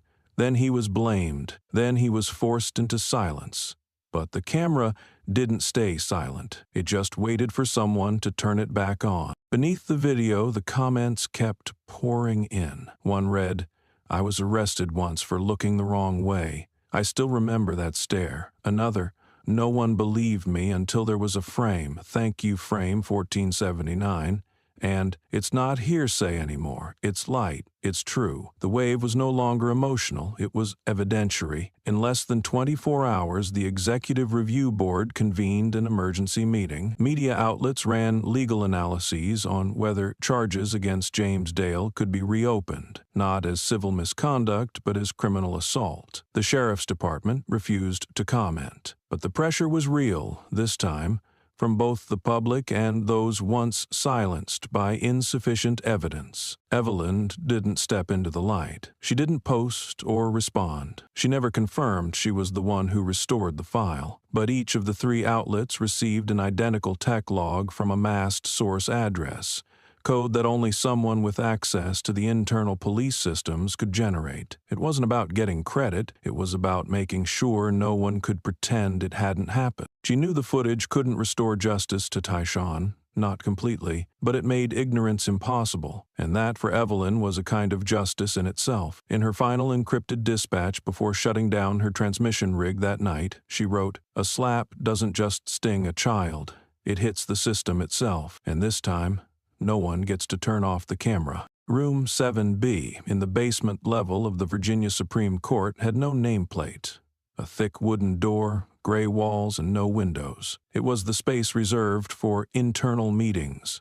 Cases the system didn't want public. No cameras, no official records circulated. Evelyn was summoned for a 9:00 IMing hearing under the pretense of reviewing conduct damaging to the image of the judiciary, an unofficial charge, but one that carried the full weight of warning. 5 people sat behind a long table. 4 were members of the Judicial Ethics Committee.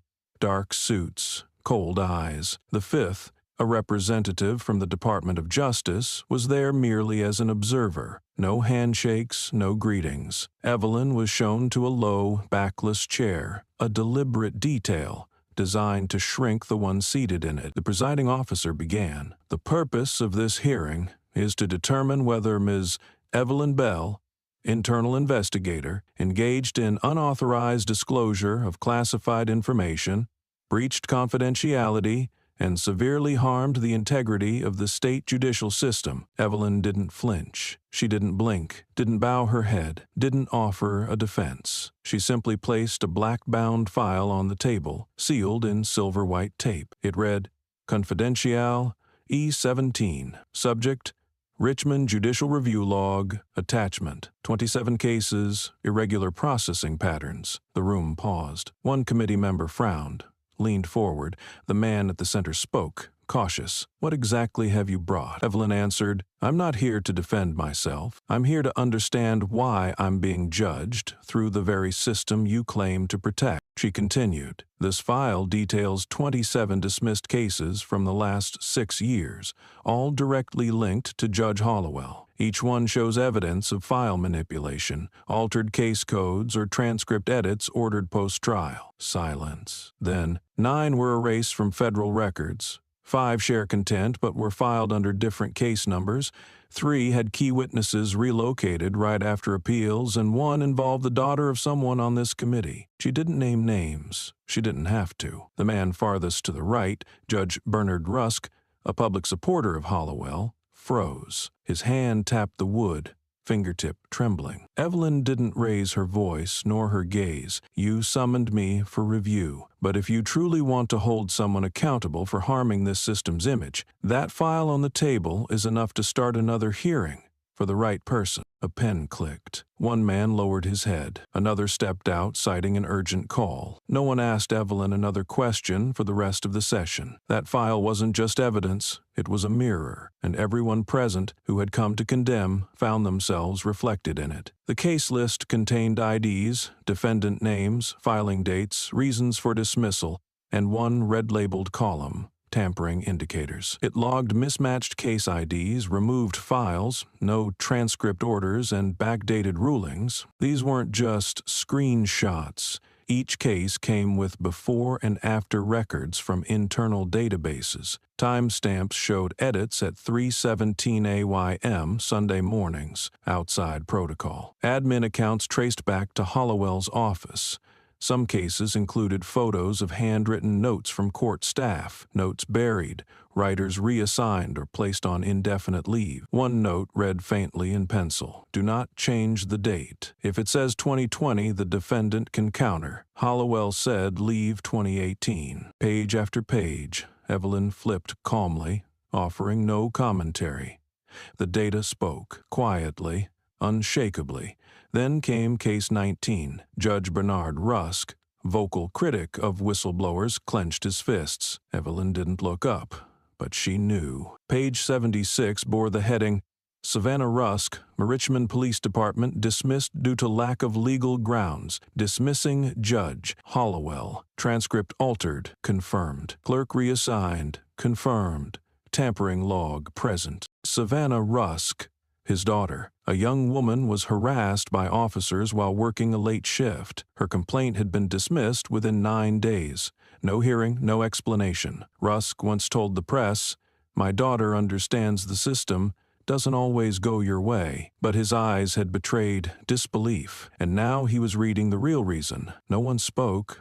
No one needed to. When Evelyn closed the file, no one dared touch it. The presiding officer, who had opened with a stiff warning, now only said, "This document will be retained for further review. The hearing is adjourned." Not concluded, adjourned. But everyone knew something had changed. No one rose before Evelyn. She stood first, walked out without looking back. The door to room 7B closed gently behind her, and inside no one dared reach for the file labeled Confidential-E17 again. They summoned her to stand trial, but by the end not one of them could bring themselves to look at the evidence lying open before them. The Eastern District Federal Court had never witnessed a hearing like the one that morning. By 6 a.m., hundreds had lined up at the gates. Journalists crammed every hallway, spilling into the parking lot. Legal observers from human rights organizations filled every available seat. For the first time in 17 years, a federal hearing on systemic case rejections and judicial manipulation was being held publicly.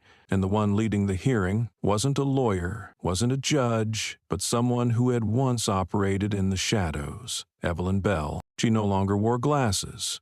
No more dark-colored clothes.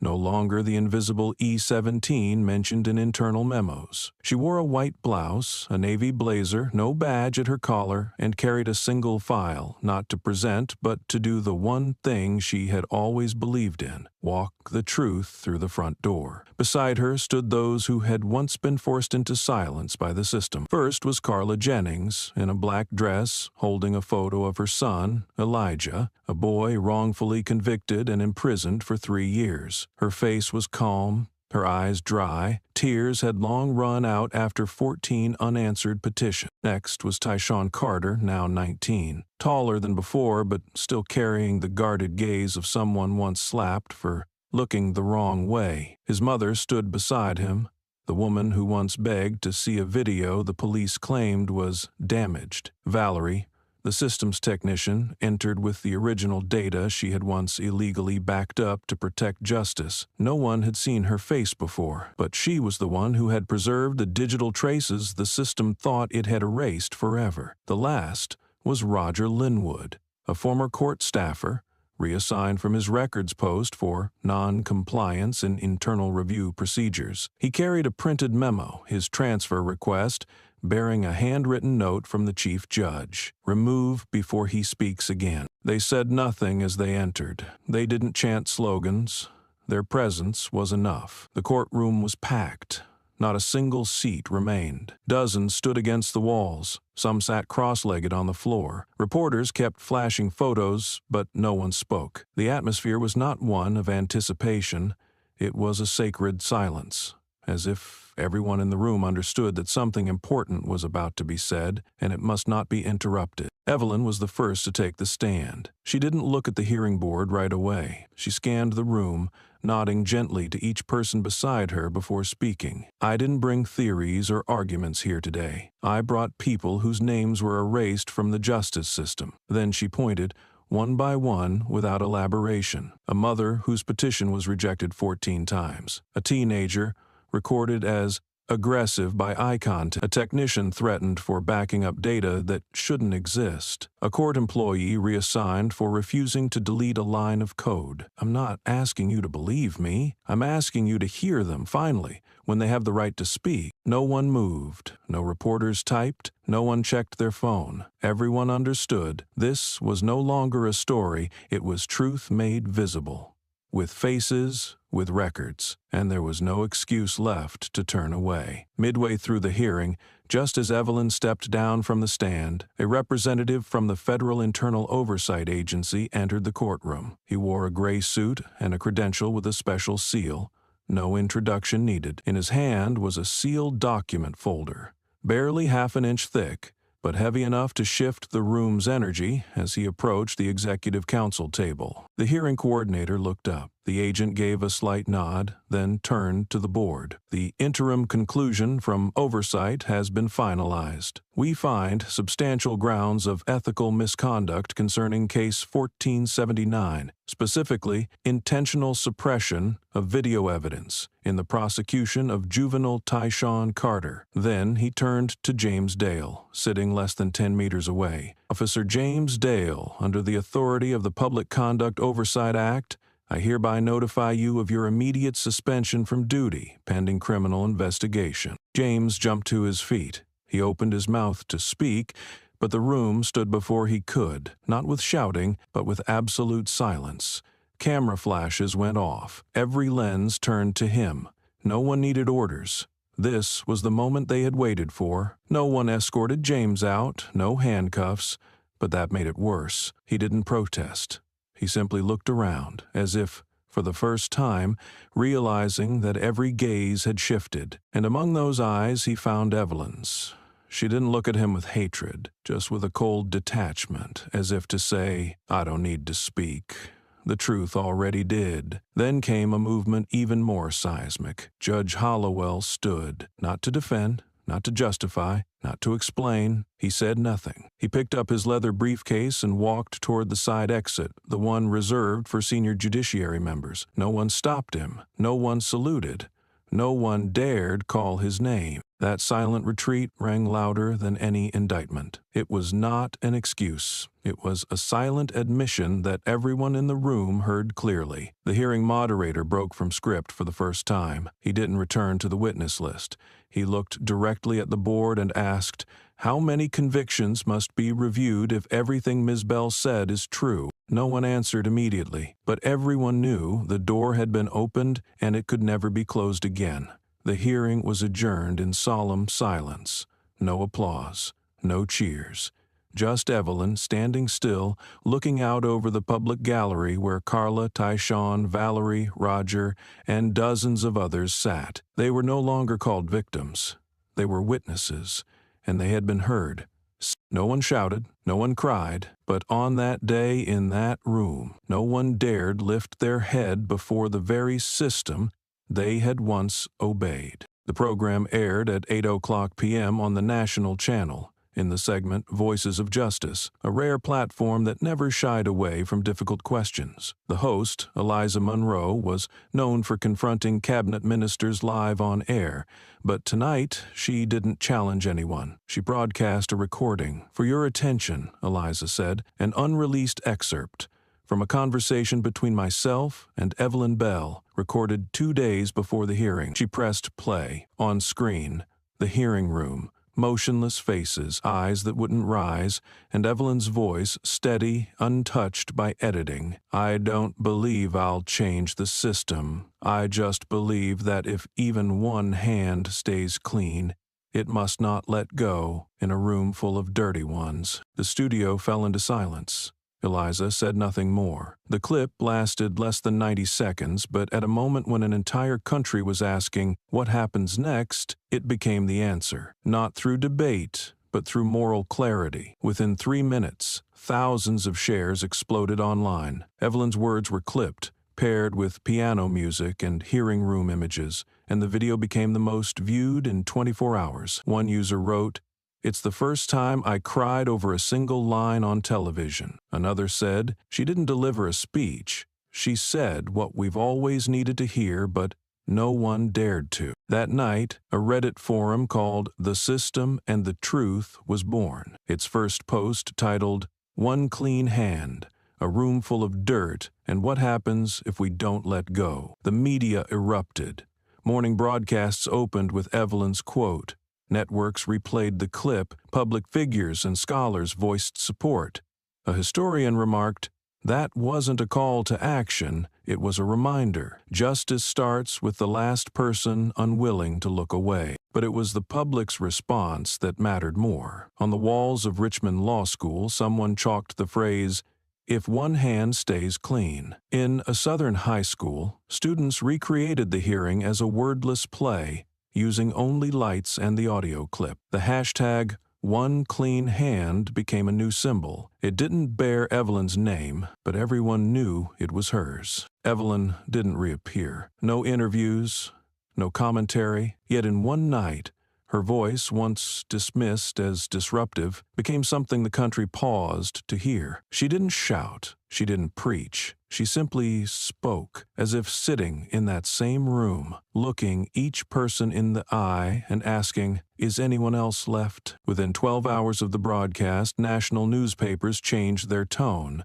Gone were sensational headlines. Instead, one clean hand, one sentence that shook a nation. But more powerful than the media was the people, those who had long stayed silent. Evelyn's name surged across forums, protest signs, student essays, and posters across Richmond, Atlanta, and Chicago. But she wasn't just mentioned, she was invoked. At a Delaware high school, an LED board read, "We teach law like Evelyn Bell lived it." Online, the hashtag Evelyn Bell no longer led to updates, it became a confessional. Victims of ignored cases, silenced law students, and whistleblowers each wrote their stories, ending with the same line, "I didn't dare speak until she spoke for me." A major network, long silent on judicial abuse, aired a special titled "The Bell Tolls, a Reckoning for Justice." Evelyn declined to appear but sent a short recording. "If anyone thinks I'm a hero, they've never seen what I've seen. I'm just someone who stopped bowing my head." What surprised most was the youth. Law schools launched forums titled E17 and the Ethics of Systems. Students wore white armbands, the symbol of the clean hand, into exam halls. In New York, street artists painted Evelyn's portrait across a brick wall, eyes forward, with the words, "Speak, even if the system tells you not to." Even the silent began to speak. A retired judge admitted, "I once saw Evelyn as a threat to the institution. Now I know silence was the true threat." An anonymous officer wrote, "I still have a clean hand. I've filed a request to transfer departments." Evelyn never claimed credit. She didn't grant interviews. She simply disappeared, and that silence only made her words ring louder. No one called it a stunt. No one doubted her motives. She didn't want to be remembered, but everyone remembered her. When the state convened an emergency session to announce a full judicial review, a reporter asked the governor, "Is this because of public pressure?" He answered, "Maybe, but more than that, because of pressure from the truth." That evening, the national news opened with this: "She didn't speak to be remembered, but when an entire system chooses silence, one voice is enough to make everyone listen." And in that moment, everyone understood. Evelyn Bell was no longer just a name. She was living proof of a simple idea. Being alone does not mean being powerless. As long as you still have a clean hand and speak at the right time. When Marcus Langston, Attorney General of Virginia, stepped up to the press podium that morning, he was still a man of power. Charcoal gray suit, navy tie, composed expression, as if all the uproar outside was nothing more than temporary noise. The press had already filled the Department of Justice hall early. This was Langston's first public statement since the historic hearing that shook the system, and he knew the entire state was watching. Standing before 11 microphones, he opened with a calm voice. "I am here not because I was forced to be. I am here because I believe the truth must be told from the source, untainted by edits or by those who claim to stand above the law." From his very first sentence, Langston set the tone, an appeal to legality and an indirect jab at Evelyn Bell. He didn't name her, but everyone knew who he meant. Recently, certain individuals, though never formally appointed, have chosen to abuse investigative roles to manipulate media, build a false hero narrative, and smear the justice system they once swore to serve. Langston denied any connection to Judge Hollowell or Officer James Dale. He stated he had never interfered in any civil rights case dismissals, and that all decisions were made under clearly defined executive procedures. When asked by reporters about leaked emails and recordings related to campaign funding, Langston countered, "No official emails have been verified. No evidence indicates direct wrongdoing. What you're calling proof could just be excerpts taken out of context." He didn't raise his voice. He wasn't angry. He remained measured, and that was precisely what made some people waver. By that afternoon, several outlets ran headlines like "Langston, calm amid the justice storm," and "When the law keeper faces a moral crossroad." On social media, the atmosphere split in two. Some who had supported Evelyn began to question, "She's an agent, why leak classified info to the press?" Criticism appeared. Did Evelyn Bell overstep her mandate? She exposed confidential data. Is that any different from sabotaging the system? Langston saw what he needed. The public opinion was dividing. And in politics, division is sometimes all it takes to stall momentum. He ended the press conference with a statement dripping in implication. Sometimes, the greatest threat to justice doesn't come from outside the system, but from those who believe they are better than it. Camera shutters exploded, news channels looped his final sentence on repeat. On the radio, pundits debated heatedly. Langston offered no proof of his innocence, but he had planted something far more dangerous, doubt. And in politics, if the truth is delayed long enough, it can be replaced. He stepped off the podium with a satisfied expression. The car door shut behind him. The system still stood, at least for the next 48 hours. Langston believed he had regained control. What he didn't know was that at the exact moment he spoke those final words, an email was sent from an encrypted address, verified evidence, Horizon PAC. Attached, account codes, transaction logs, and a note, $1,200,000, 0 cents. Did not bypass legal process. Evelyn wasn't in that press room, but her reply was already en route. Exactly 48 hours after Marcus Langston closed his speech with, "The greatest threat to justice is sometimes the one who thinks they're above the law," a file appeared simultaneously across independent investigative media platforms. FileDAC, HST PAC Finance 1220 GSEP. Sender, anonymous, but one look inside, and it was clear Evelyn Bell had responded, not with a microphone but with data. The file contained a sequence of encrypted financial documents, accompanied by a note. Documents extracted from the internal server of Horizon Stability PAC, the legal funding entity behind the 2020 post-protest stabilization campaign. Inside was a $1,200,000 0-cent transaction record, routed through 3 sub-funds. But the final destination, per the transfer commands, was the Office of Special Policy, Office of the Attorney General of Virginia. Approver, M. Langston, but it wasn't the amount that shocked the state. It was the contents. of a related internal email. Excerpt: Grant B 9421 will be prioritized for law enforcement and legal bodies to ensure stability amid increasing civil unrest threats in Richmond, Atlanta, and Tallahassee. Priority 1, maintain expedited legal response, no appeals, to prevent precedent for judicial resistance. Signed, Douglas Creel, PAC, CFO, cc.clang@justice.gov.va. Digital signature verified. Transaction codes matched federal logs. Undeniable. The media exploded overnight. Major outlets interrupted regular programming. Some previously pro-Langston publications revised headlines. 1.2 million reasons to rethink his every word. On social media, the hashtag Langston1.2M surged to the top. A meme went viral. Langston at the mic during the press conference, with a caption edited below, "I never received anything except $1,200,000, 0 cents. By midnight, the state government office issued a public statement. We acknowledge the published documents and are requesting independent audit verification regarding all Horizon PAC transactions. But to the public, it was no longer about audits. It was about ethics. And Evelyn had nothing left to say. She didn't hold a press conference. She didn't post online. She didn't give interviews. She left only one sentence at the top of the encrypted archive. Langston thought media could blur the truth. But I don't need airtime. I only need one line. Verified. Legal experts describe the archive as indirect evidence so strong it no longer required dialogue. Civil rights organizations called for Langston's temporary suspension. Several state legislators launched administrative impeachment petitions.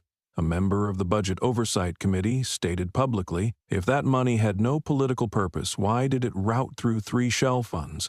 And why did it coincide exactly with the civil case dismissal surge? Evelyn gave no reply, because for her, a system doesn't need to be shouted at. It only needs to be shown the right amount of light and let the truth do the rest. No one called it a hearing. No one dared call it an internal meeting. On the official notice released at 7:30 IMM, it read only, "Special vote of the State Bar Commission on disciplinary proposals regarding Judge Hollowell and Attorney General Marcus Langston." But everyone understood this was a historic moment, and the first time justice was weighed where the whole country could see it. 24 hours prior, an independent audit confirmed the full validity of the data provided by Evelyn Bell. From Horizon PAC files, internal emails, to clear evidence of procedural manipulation in dismissed claims, legal organizations, human rights groups, and the press demanded an emergency, unedited, and public session. Under overwhelming pressure, the State Bar Commission agreed and allowed the entire meeting to be live-streamed. Start time, 10 o'clock IEM. Location, 4th floor Assembly Hall, State Justice Headquarters, Richmond. 15 microphones lay on the table, open the entire time.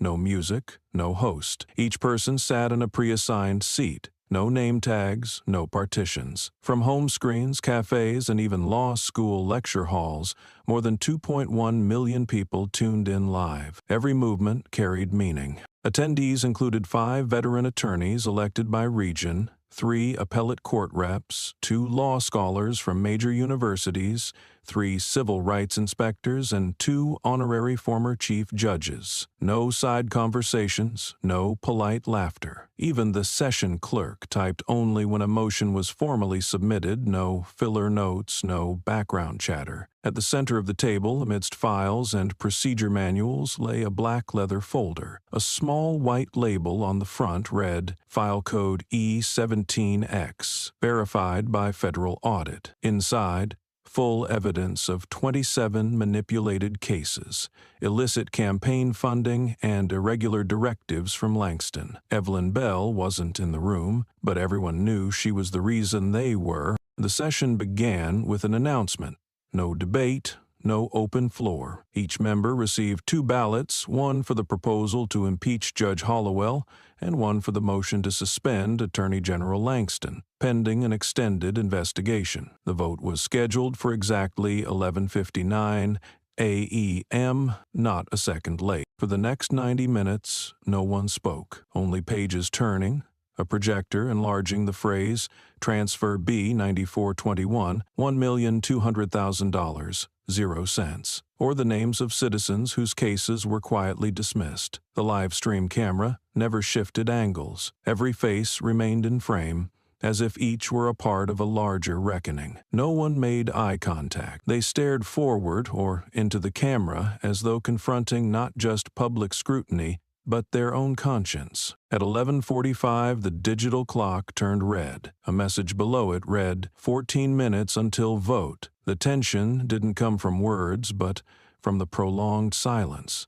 Something far more dangerous in politics than any accusation. And at the center of the room, without subpoenas or cross-examinations, the E-17X file sat, silent, yet seemingly staring back at everyone. 11:58. The lighting in the room didn't change, but the air grew thick, as if everyone held their breath for the drop. On the screen above the chairperson's table, the words, 1:00 minutes remaining, glowed orange. No one could speak. No one could retract their ballot. This was the moment of definition, for each person in the room and for the system trembling outside it. The final two members who hadn't voted, Honorary Judge Harold Venn and State Attorney Margaret Knoll, sat at opposite ends of the table, but their eyes met across the middle.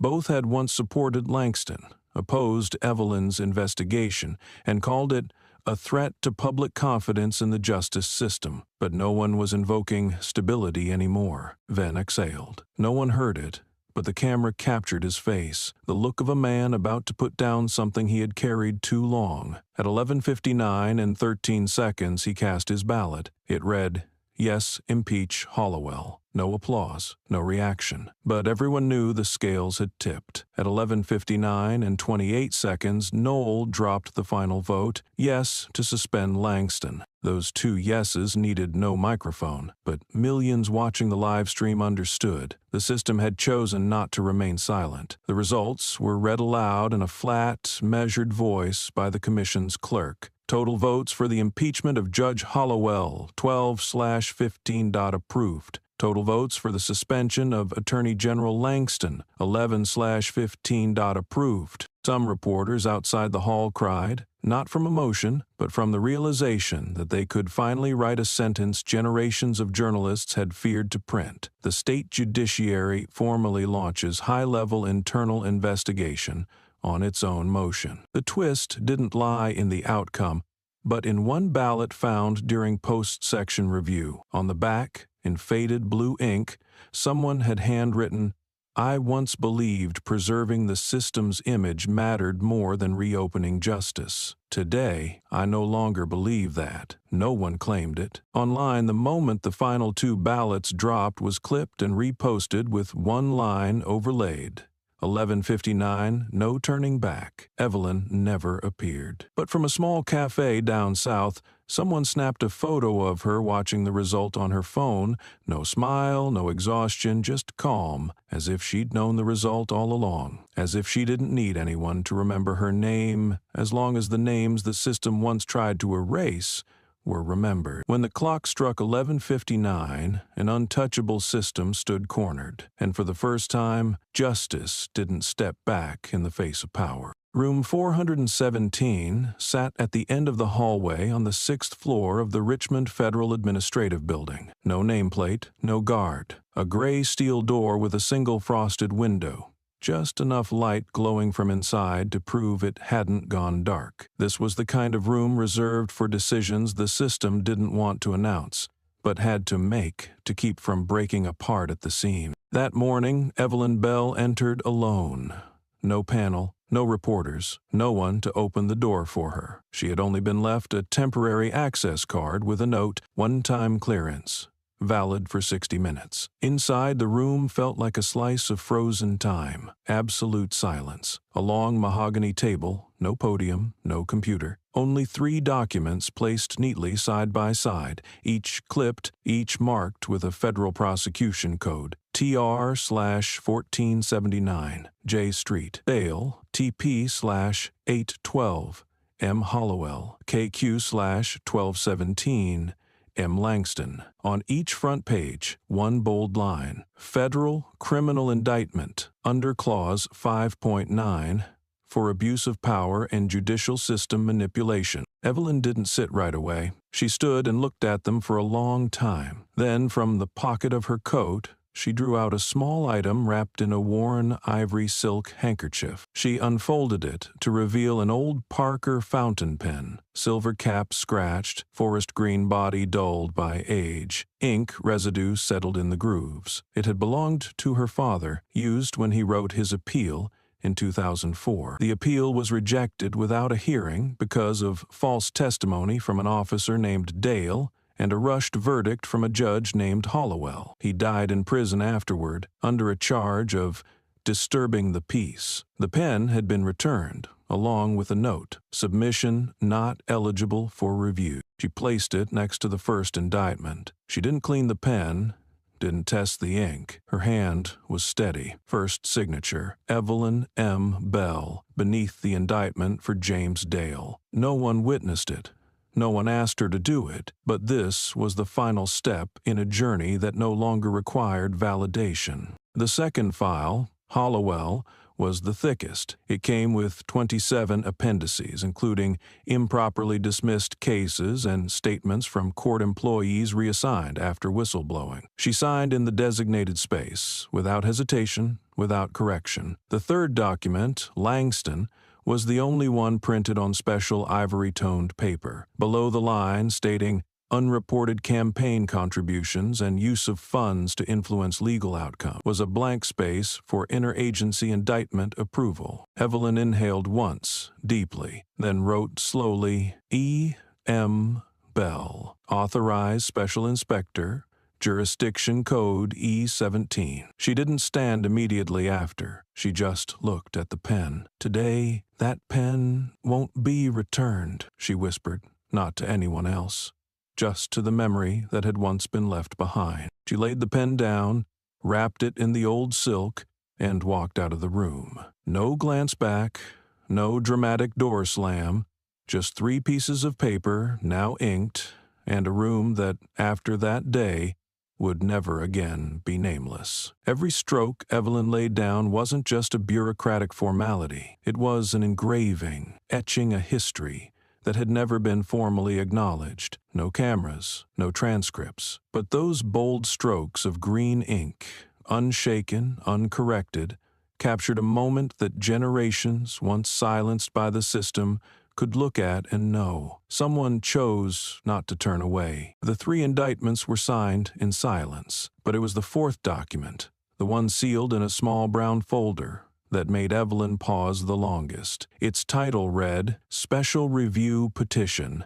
Petition, civil claims dismissed without public hearing. This was not a file meant to punish. It was one meant to restore. A list of 11 cases pushed out of the system under the pretext of insufficient merit, most of them involving abuse of authority, racial discrimination, or administrative misconduct. Among them, Case DC-24, Carla Jennings' lawsuit over her son's 3-year detention for threatening demeanor in a public space. Also, DC-45, the case of an Asian American student denied legal protection after being evicted from campus housing for causing psychological discomfort. Evelyn read every summary line. At the bottom of the document was a handwritten note by her. Request for case reopening under expanded procedural oversight. Each case is to be reviewed with at least 3 civil rights observers present. Full documentation to be recorded and archived publicly. She signed the final page, not with standard black ink, but with her father's pen. The line was slightly angled, but bold and clear. No one watched.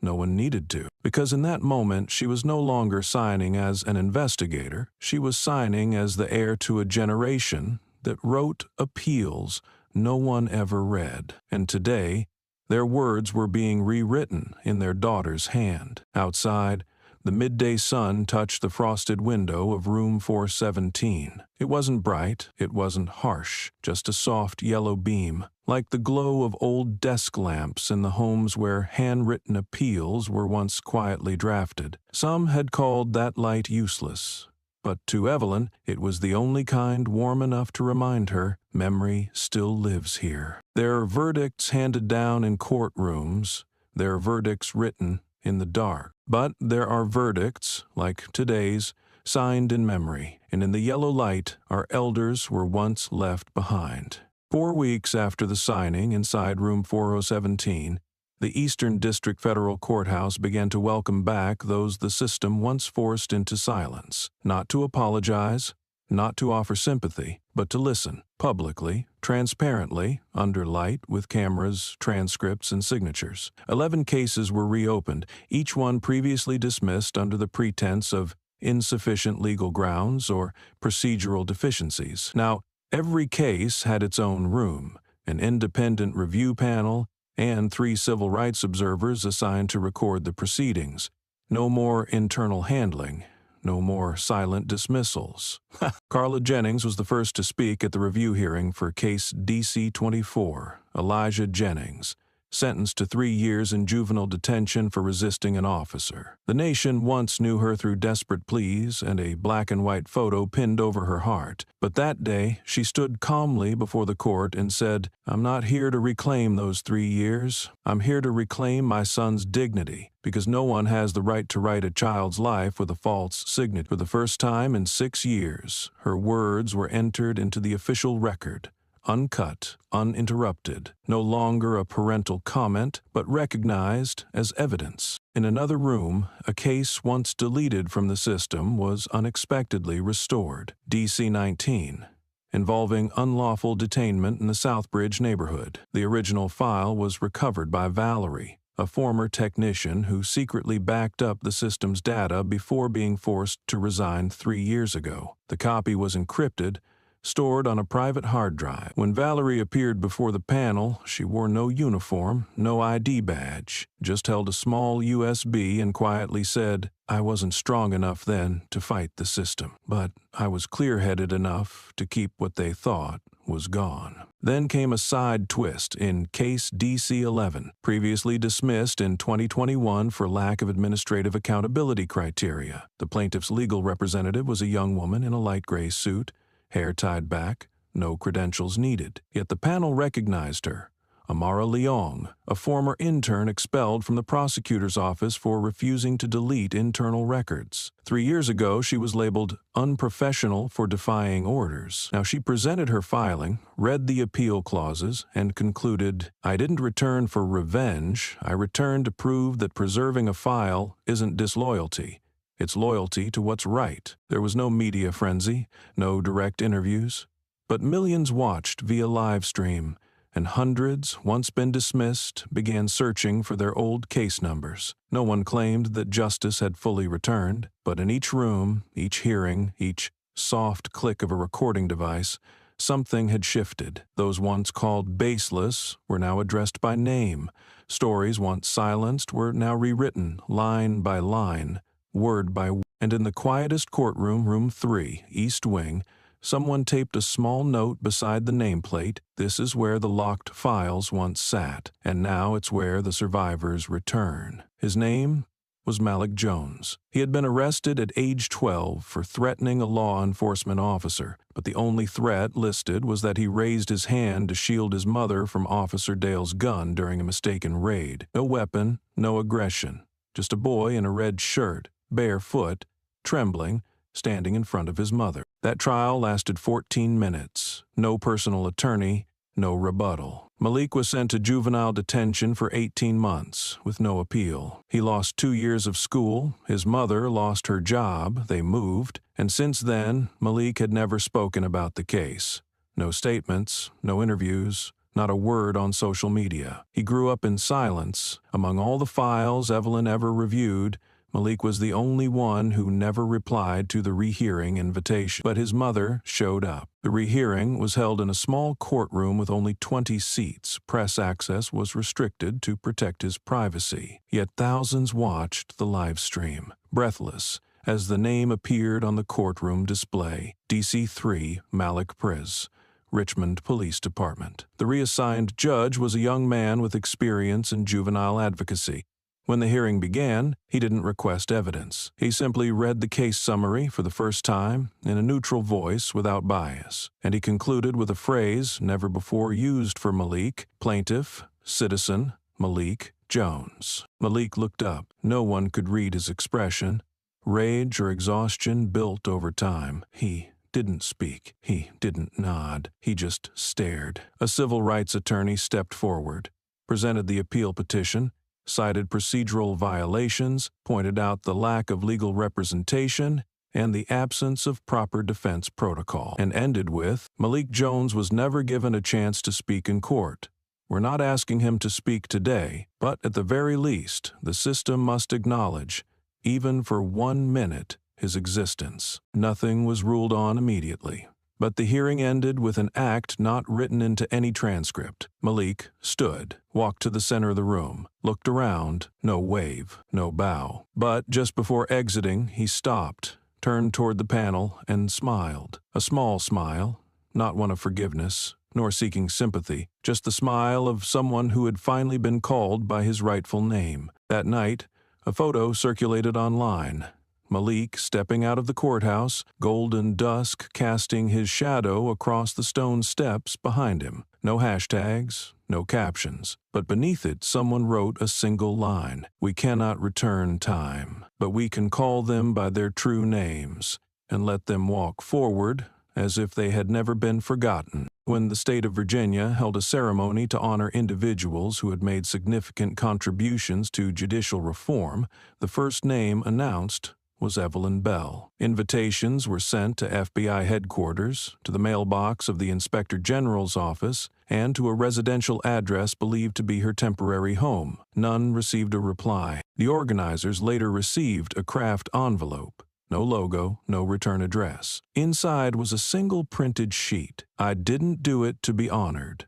I did it so no one else would have to live in silence the way my father did. I don't need forgiveness. I just need the truth to continue." Evelyn Bell. Not long after, a small center quietly opened in the south of Richmond. No ribbon cutting, no speeches. The sign above the door read, "The Second Voice, Community Legal Support Center." It was unaffiliated with any government agency. No state funding. It was built by a group of people who had once been silent. Evelyn did not serve as director. Her name appeared nowhere on any license. She had only a small desk near the front door. Each day she sat there, reading files, meeting with residents, and handwriting notes for young law students interning at the center. No one needed permission to come, no income check, no valid reason, just a story that hadn't been heard and the determination not to let it disappear. A single mother came in with a petition once rejected for incorrect format. A man was arrested for walking the wrong way in an upscale neighborhood. A student was suspended for making others feel threatened by a look. Every story was different. Each one a fragment of memory the system had tried to erase. Evelyn didn't ask much. She simply listened. And when needed, she didn't speak like an investigator, but like someone who knew what it meant to be called the wrong name. In her office hung one photo.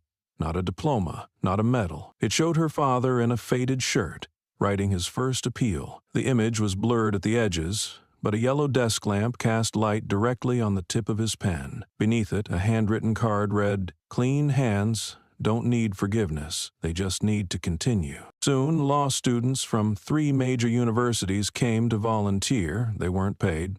They came to learn what it meant to practice law where justice doesn't come automatically. One of them asked Evelyn during a break, "Do you think people who did wrong, like Dale or Hollowell, can be forgiven?" Evelyn replied without looking up from her file, "I don't have the right to forgive. And I don't need them to ask. They don't owe me. They owe the people they forced into silence. As for me, I owe my father one thing, to make sure no one else has to stay quiet like he did." Word of the center spread, quietly but steadily. No one called it post-justice. No one called Evelyn a hero. They called her the one who didn't back down. not for glory, not for reputation, but because she went to the end of the truth. And once there, she didn't stop. A journalist once asked her in a rare interview, "If this system truly changed, would you return to it?" She answered without hesitation, "No, because I no longer need it to deliver justice. I've seen that sometimes justice doesn't come from a judge's bench, but from a small desk in a neighborhood, where someone dares to say, 'I believe you, and I won't let you be silenced again.'" Evelyn Bell no longer had a code name. She was no longer E17, no longer an agent, but in a small, yellow-lit room where forgotten voices were heard again, she continued doing the job the whole system once failed to do: open the door and ask no questions. Have you ever been judged unfairly simply because no one ever truly listened to you? Have you ever quietly proven your worth, even when no one believed you could? If this story made you reflect on justice, silence, and courage, please share it. Somewhere out there, there are still people waiting for the chance to speak their truth. And don't forget to subscribe to the channel to continue following stories that touch the heart and reignite faith in what is right. Thank you for taking the time to follow my channel. Your support and interest are powerful motivations that drive me to continue producing meaningful, high-quality content. In the days ahead, I'll bring you even more compelling stories and sharper perspectives, not just to entertain, but to speak to truths that deserve to be heard. Please keep watching, sharing, and spreading the message, because this journey always has room for those who believe in truth and human worth. Thank you so much.